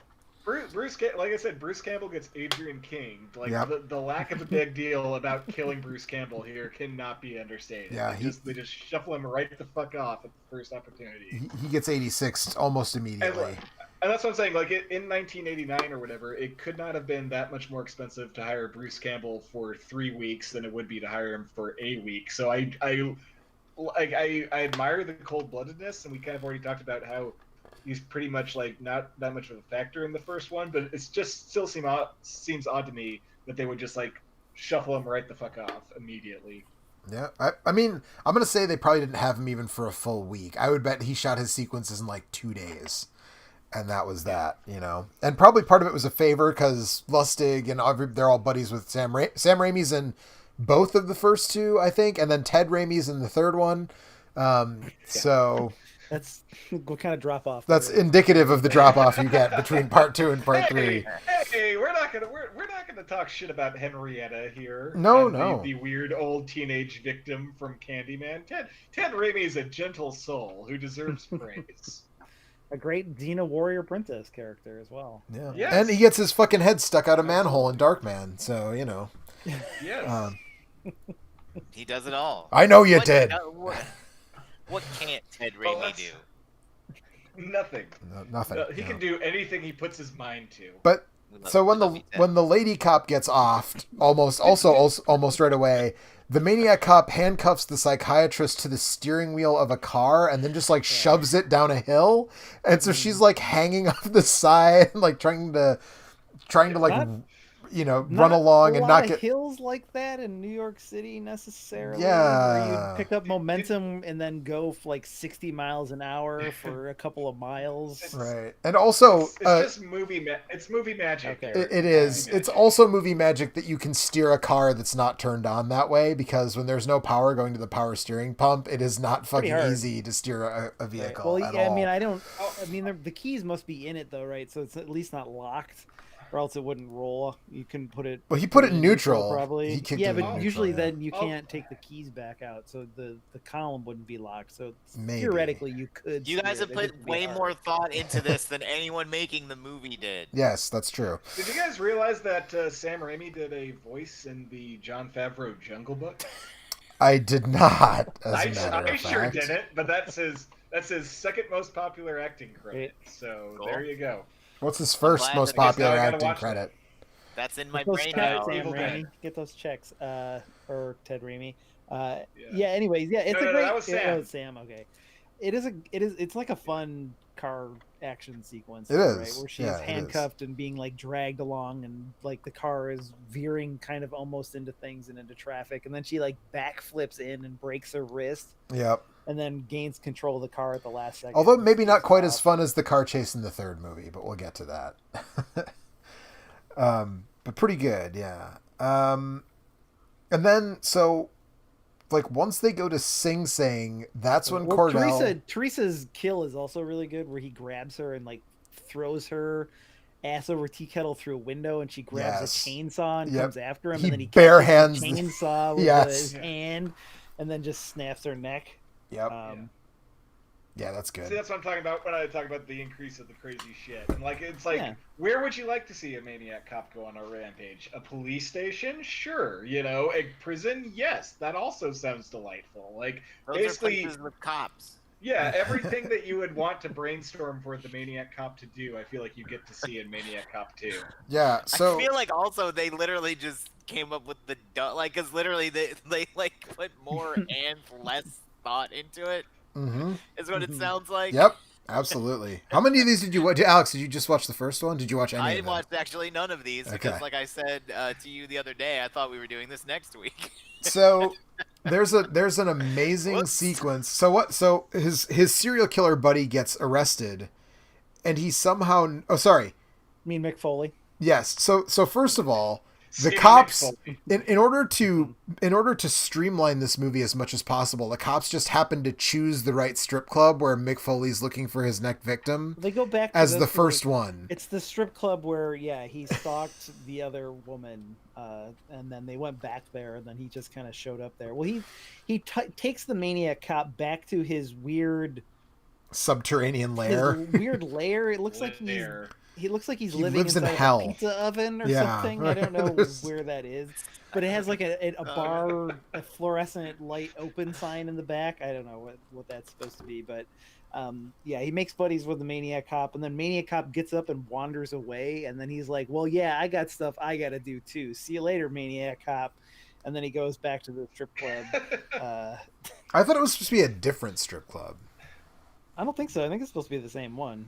I don't know, but that either way, it doesn't make sense because one, why would he go back to the same one? And two, if it's not the same one, how did the cops just happen to pick the fucking right one out of the hat? So either way, it doesn't make sense. He's supposed to be particularly bright. This I mean, he's killed like 8 women and hasn't been caught yet, so I mean, he's doing something correct apparently, but. Very bad. So when he gets Cancel Joe Drilling, he says killing women is correct. That is definitely what I said. That is exactly what you said.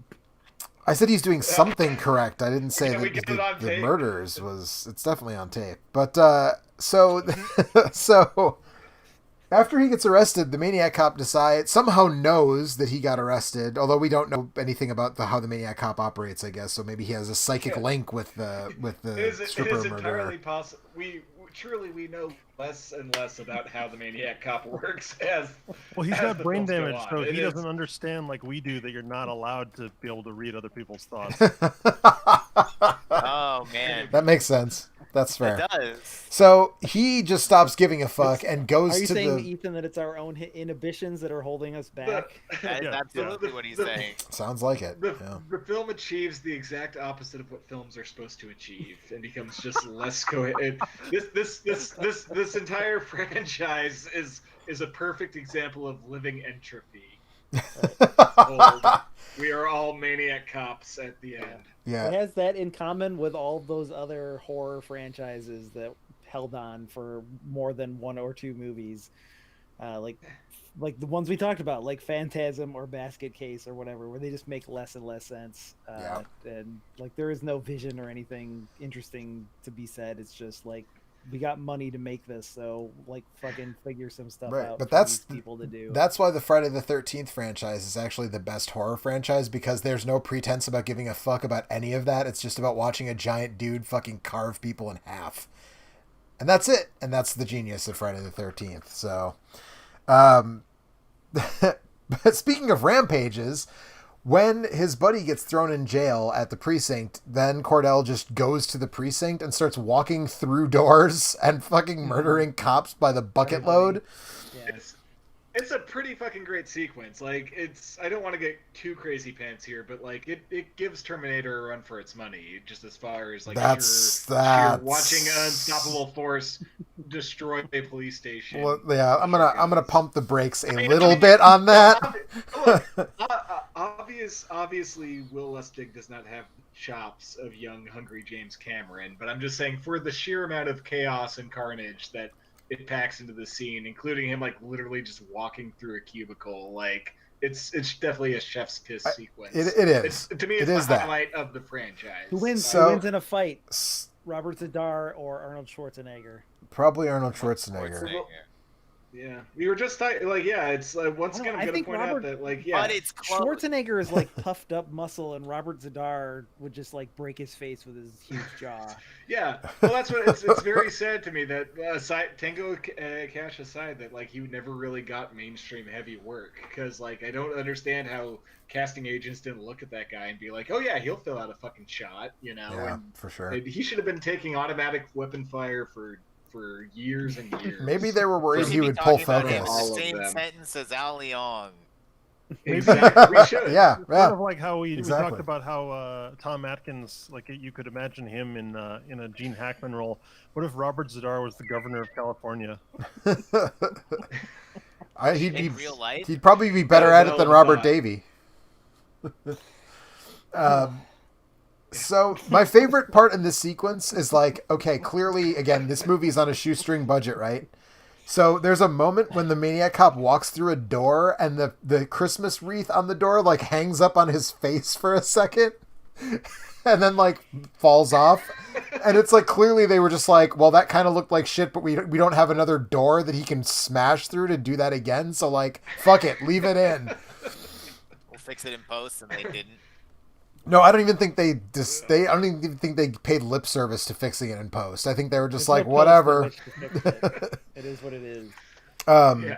So after he goes fucking ham on the police station, he saves his buddy, and then they all pile into he takes the transfer papers for Clarence Williams III, who ain't going back to Sing Sing Death House.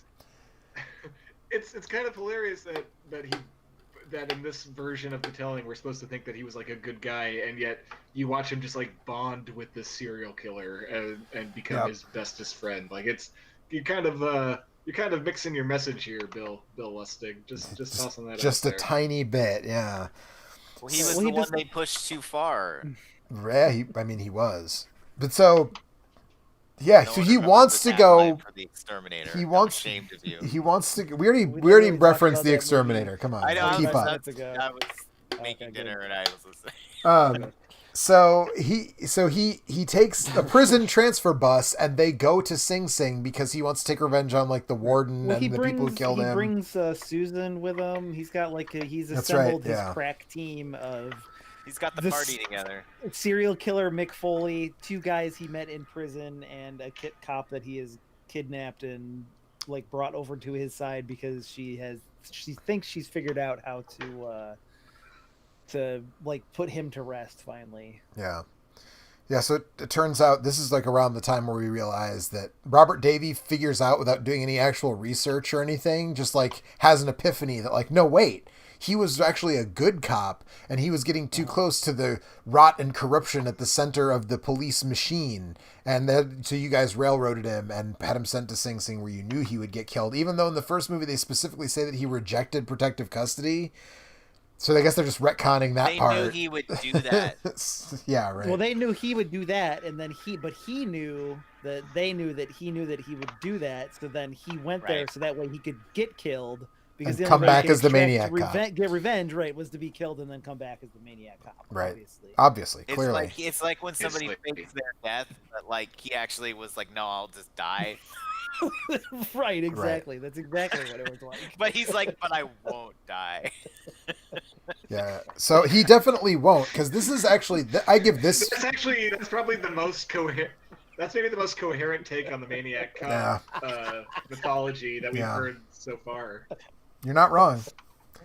You're not wrong. So Bryce said that his favorite sequence is the police station sequence.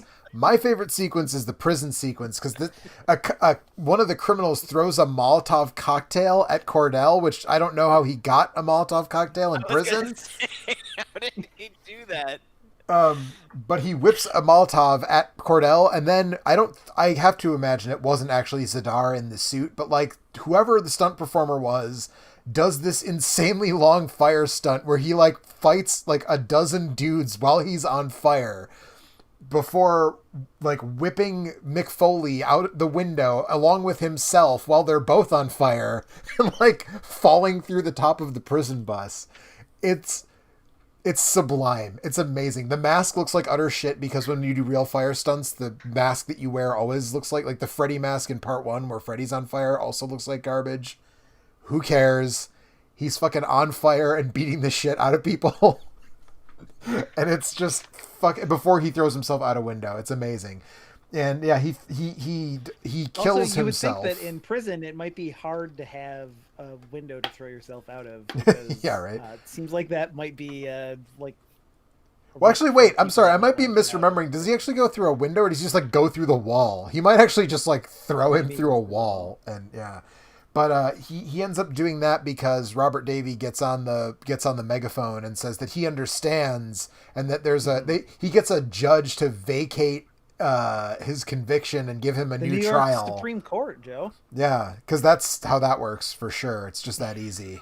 One detective goes like, do this thing. When there's a maniac cop on the loose. Yeah, well, fair enough. That's what it takes to grease the wheels of a broken system. That's we need a little bit of maniac cop these days, you know. We have plenty, actually, as it turns out. We fine. have too many maniac cops, actually. I think as no, it turns those aren't. out. Those are just like bad cops. All cops are maniacs. Yeah. So. I've seen Twitter. Some of them are maniacs. So by saying that, then Cordell just kind of like shuts down. It's like the off switch on the Terminator. Like he just like he got this, and he throws himself out the window and It almost makes sense if you once again commit to the idea that he's a angry ghost and has now been satisfied and is going back to the netherworld. But once again, I feel like we're committing to that idea way more than the filmmakers ever actually did. Absolutely. And so when he dies, quote unquote, I guess he dies, going through the roof of the prison bus while on fire. Even though again we still have no explanation, as Bryce said, for like how the maniac cop works, but then they have like a funeral for him where the priest says that we cannot judge him any more than we can judge the people who had him killed in a sham trial or whatever. And then judge not lest you be maniac cop yourself, Joe. That's true. Boy. Fair enough. Like it says in the Bible. Let he who is the maniac cop throw the first stone that glass houses. That's exactly how it goes. Yeah. Yeah, dude, I remember. That's my favorite. I think isn't that the First Amendment to the that Ten is Commandments of the Bible? Absolutely. To the Bible, yes. Yeah. Yes. So, what? You know, Jesus Hang on. Jesus Are there specifically meant. Are there amendments in the Bible? Is that what we're establishing? I mean, that's kind of what the Bible is mostly like amendments, right? You know, that's what all those different books are. Yeah. You'd be surprised by how often Jesus does specifically mention Maniac cops by name. It's one of his main concerns that the modern Christianity has walked away from, unfortunately. That's Right. it It's is actually you have to unfortunate. go back to like one of the original Greek translations in order to Yeah. hmm the book of the Maniac Cop. Maniacs. Actually, they were Maniac Centurions back then. But, Uh-huh. So wait. Does that mean that the Maniac Cop rap was written in the Bible originally and transliterated Uh-huh. from? Let's go with yes. Was it originally in Aramaic? Yeah. Yep. So yeah, this is one of those movies from the late 80s, early 90s that ends with a rap song that explains the plot, much like an earlier movie we did, Teenage Mutant Ninja Turtles. We're a surprisingly high percentage of those are making its way into the Action Cast 2.0. So. And the Maniac Cop rap explicitly says that he was a hero cop before he became the Maniac Cop. Arguably, so. maybe one of the highlights of the Maniac Cop series is this song. It might be. It just might be. I would argue, yeah, the first one might be a technically better movie, but for my money, if you're just looking watch, then this is your one. Yes. And like we said, you don't even have to watch the first one because it summarizes the ending for you. So so you're good to go. I would be inclined to agree. I think Maniac Cop 2 is the best one. I think, yeah. Yeah. And this is where the saga of the cop that should have that can't be stopped should have ended, but unfortunately we have to go to Maniac Cop 3, which starts it by even further confusing the waters of just what the fuck the Maniac Cop is. Yep. With the appearance of a voodoo preacher for never a good sign in an early 90s movie. When a voodoo guy shows up, you're just in Predator 2 territory. Right, It's well, just not listen. gonna go well.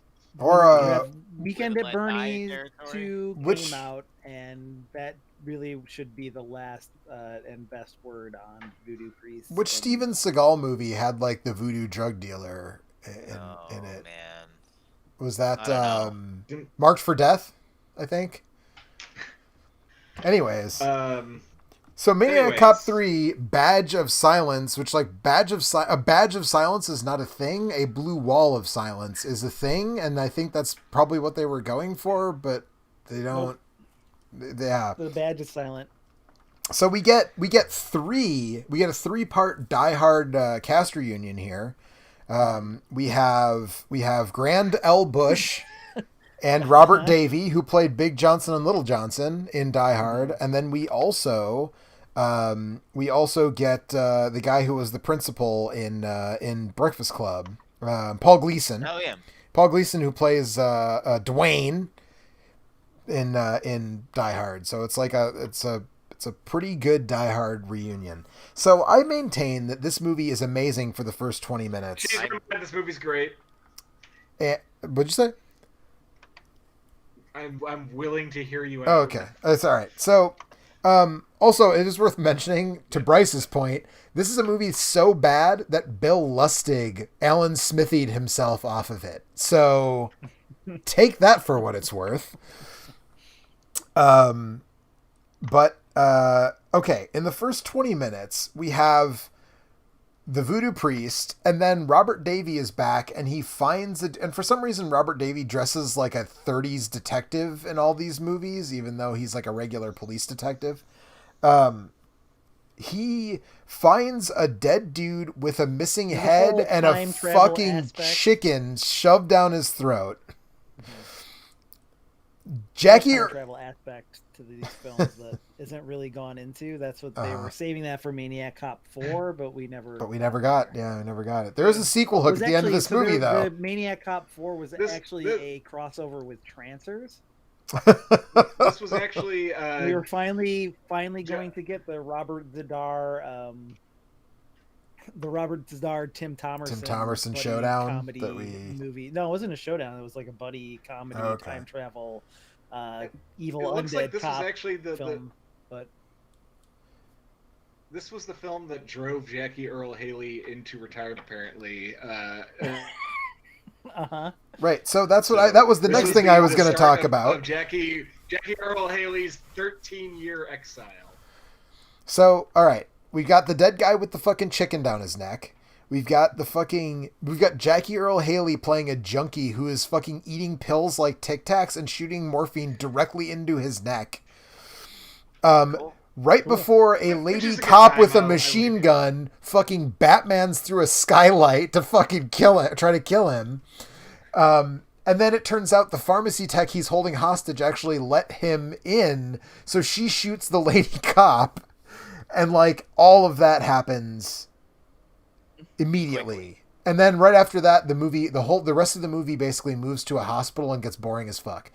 But the first 20 minutes of all this bananas shit of like the fucking voodoo shit and the chicken in the guy's fucking decapitated neck and these weird two Nightcrawler types, like that Jake Gyllenhaal movie where he's like a freelance photojournalist. Like there's two guys who are that.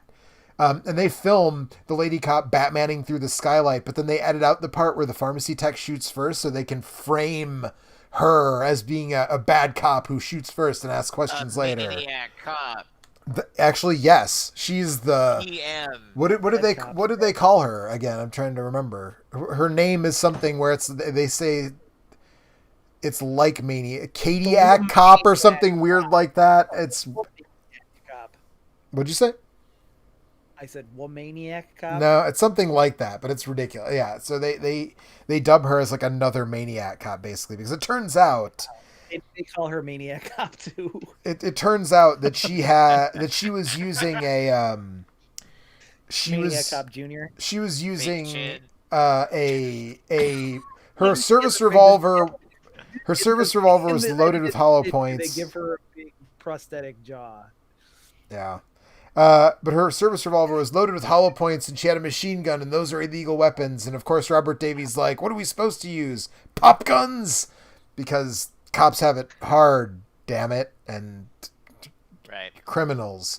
But she's in a coma anyways, so like it's not super clear that it's gonna matter, and that's the whole thing. So Davey just like chills at the hospital while she's in a coma, and then he tortures Jackie Earle Haley in the hospital because that's a cool and chill thing for a cop to do.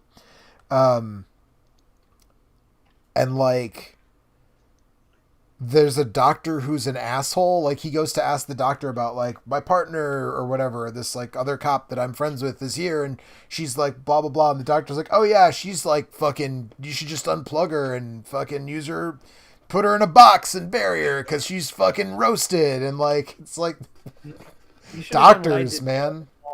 Now, granted, I was pretty buzzed by the time I made it to 3, but, here's really that I kind of found both funny and somewhat charming was this weird subplot about Robert Davey just being confused that he's friends with a woman. Like there's like they have like that talk like at the shooting range and like he's like I'm baffled by these emotions that I have and yet I don't want to like sexually assault you. It's very strange for me. I don't understand. And like he keeps like it's like a subtle thing is maybe the wrong word to say, but like he keeps having to explain that like he's not romantically interested in this woman but like still cares about her as a human being, like it's something that people are asking about, and it's just this weird little persistent tick, and I don't know if it was intentional or not. I have no idea. I found it oddly charming. It's so weird. And like so now the Maniac cop is like basically unequivocally good for the most part until like the very end, but like he's protecting this other cop that now people are comparing to him, who's this lady cop who shot this drug dealer and whatever. So like the first Maniac cop kill in this movie is he's standing outside the hospital about to go in to protect her, and some random dude just pops up to like criticize police for shooting too many citizens, and the Maniac cop grabs him by the scruff of his neck and throws him up in the air and like Snake Plissken style shoots him full of holes like a tin can, like before he comes back down dead. And that's our introduction to the good guy version of the Maniac cop in this movie. Yeah, it's once again it becomes like this weird Bride of the Maniac cop thing where yes. It seems to be suggesting that like the Maniac cop is staying around for out of his overwhelming love for this Maniac cop, then also maybe that it was voodoo that brought him back, but also maybe that it was voodoo the whole time, but then also maybe this voodoo guy just wanted to bring him back for unknown reasons. Like it is just comically inept at this point. The voodoo guy brought him back, but it makes it clear that he had to want to come back, or it wouldn't have worked. Apparently, so. They try and bring. But do they ever bring in? Do they ever clear out why the voodoo guy brought him back? Like, this not is really. Like, he says something about like it's war on the streets, man, and like. Yeah.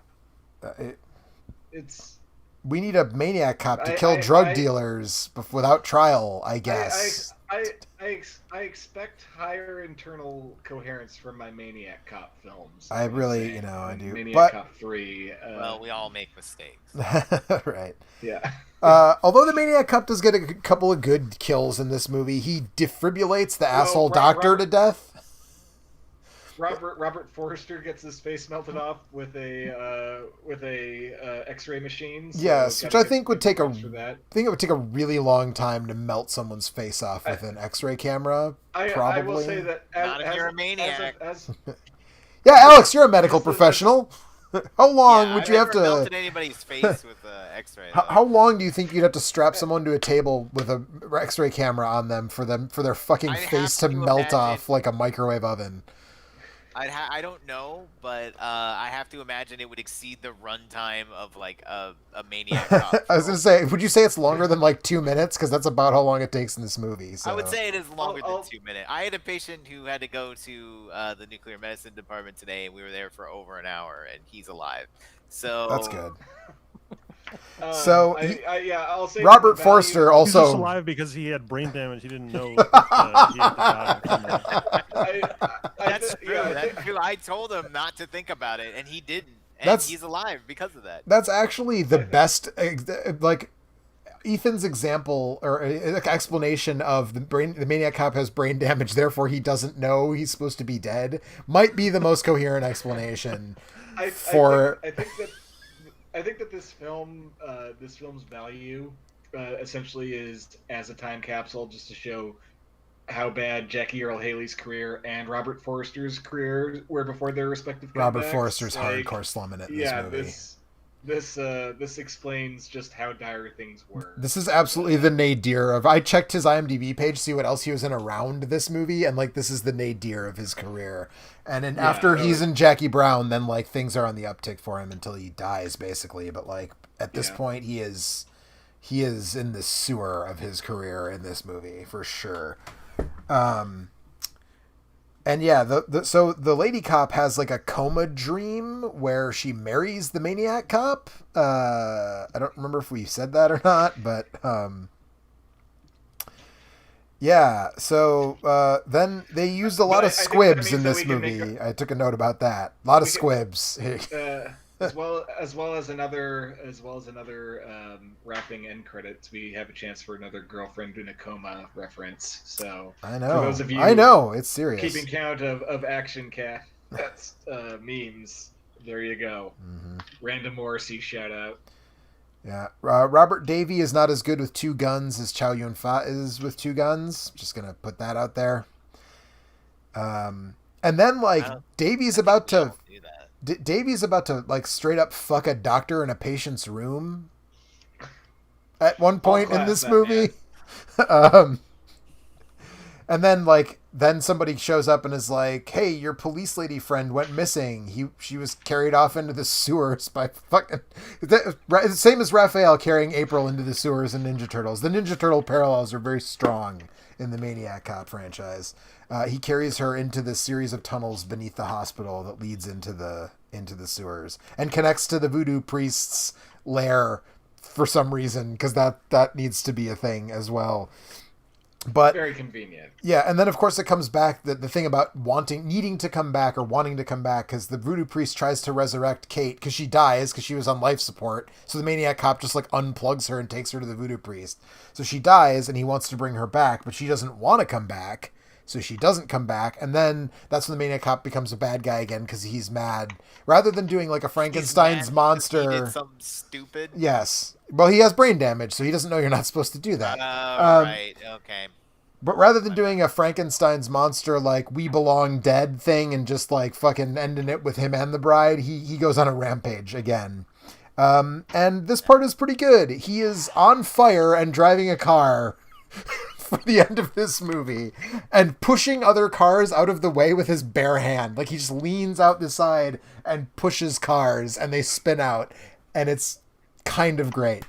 And then there's a flaming car wreck, and Davey lights a cigarette with the burning arm of the Maniac cop, which is pretty good. That's pretty good.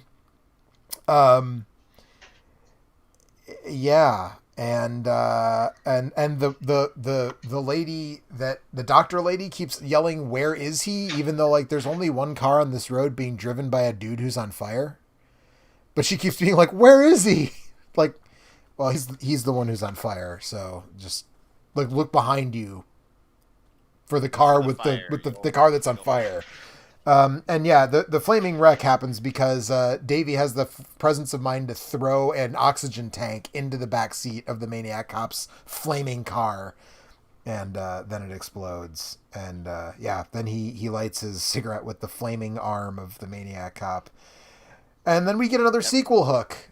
The Maniac cop is in fact not actually dead again, but he must have been, because we would not get another Maniac cop movie after the third one. Whither thou, Maniac cop? Yes. I don't know. Maniac Cop 3, like I said, I think the first 20 minutes are really great because they're utterly insane. But after that, it slows down for most of the runtime. There's a lot of reused footage. There's several scenes that were clearly shot for the second movie and not used, because apparently William Lustig walked off this movie having only shot like 50 minutes of usable footage. And then somebody else like shot some stuff to fill the gaps, but they plugged a lot of it with unused Maniac Cop 2 footage and the origin story again, and then the fire stunt and fight from the end of 2 gets reused in this movie as well. So it's the weakest of the trilogy, but the first 20 minutes are bonkers enough that I still had, and the last 5 minutes are bonkers enough that I had fun with it. But definitely I think 2 is probably where the series peaks. I think I'm with Bryce on that. I don't know. Are Bryce and I the only ones who made it all the way through part 3? Yes, I'll take that as a Take yes. that as a yes. Yeah. So I mean, it's just it's these are not great movies, but they're fun enough, and I mean they're all on Shudder, and they're Watch 1 and 2. Yeah, watch 1 and 2. 1 and 2 are a pretty fun time. 3 you can probably skip, depending on. I mean, if you watch. Important to. I think the first time I saw Maniac Cop 1, I was just kind of disappointed because it isn't like the fun time Bruce Campbell, like being goofy, doing physical comedy stuff that you want. Yeah. But once you kind of get past that, then it's kind of a fun, dumb movie. Yeah, and I mean, if you need more Tom Atkins in your life, you know, this is a perfectly viable source for that. Yeah, right. So, I don't know. I think, again, the thing that's really weird, and I know that Bryce is sort of poo-pooing this line of discussion, but, like, the politics of these movies are very scattershot. It's just like... I'm not poo-pooing the line of discussion. I'm just saying, I mean, like, and obviously we chose these movies for a reason, and, like, they do have... I mean, and there is, like, yeah, the first one especially, like, there is, like... very much like a commentary going on, like every time they do the man on the street interviews and stuff like that.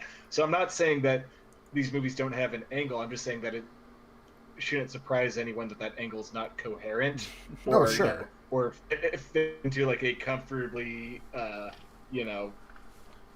our political spectrum today, because like I guarantee it was like the last thing anyone cared about. Sure.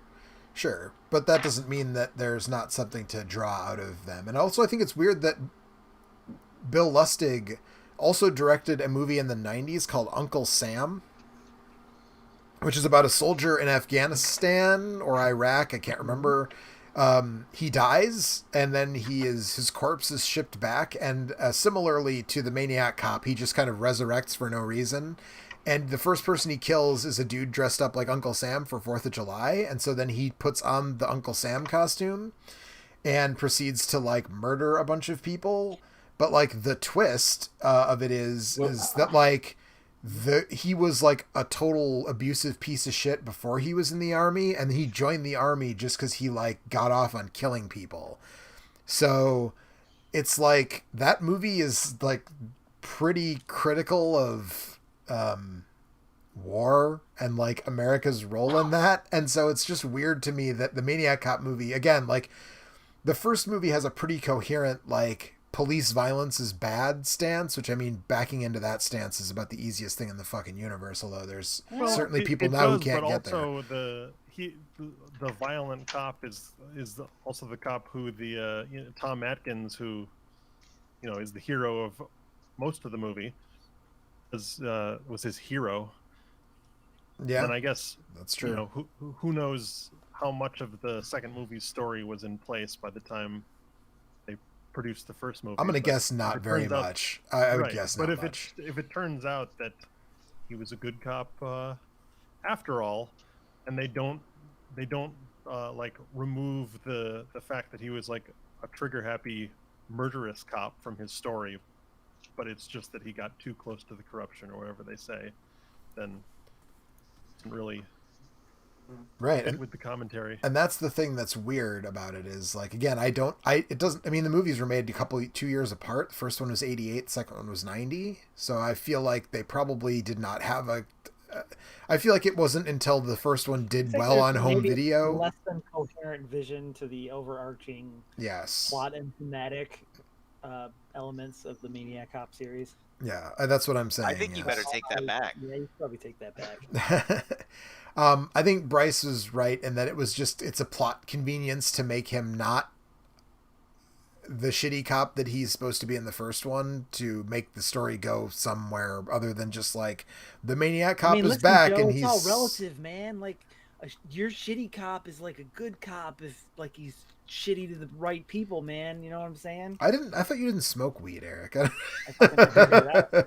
Yeah, but it's like I like that we're coming up saying, on 1:30 in the morning, and I think I need to get out of here. True. So. I think we probably all need to get out of here. Right. Does anybody have any final thoughts on the Maniac Cop trilogy before we mercy kill this 2 hour-ish long installment of the Action Cast? Tom Atkins is 84, but he's still alive, and it is not too late for him to have a career renaissance. That's true. The new Gene Hackman. Didn't Hal Holbrook was nominated for an Oscar when he was like in his 80s, right? I mean, it can be done. So, I say, come on, casting directors, thrill us. That's right, exactly. Yeah, I don't know. Actually, really, you should watch like The Fog or Halloween 3 before you watch Maniac Cop if you need a Tom Atkins fix. But hell, even Drive Angry. I forgot that he was in that. Yeah, he's great. I love that. That's maybe my favorite piece of trash that this century has produced so far. So that is no redeemable or socially positive features in it whatsoever.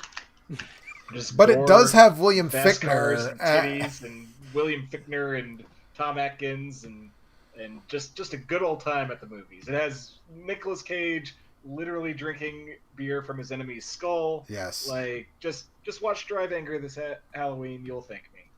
No, you won't. So I do remember I watched that movie with Alex, and he had like a visceral reaction to how much he didn't like it. It was really boring. I remember it sucked. And I was like, God fucking damn it, Bryce, because that's why we watched it. We did. We watched it because Bryce recommended it.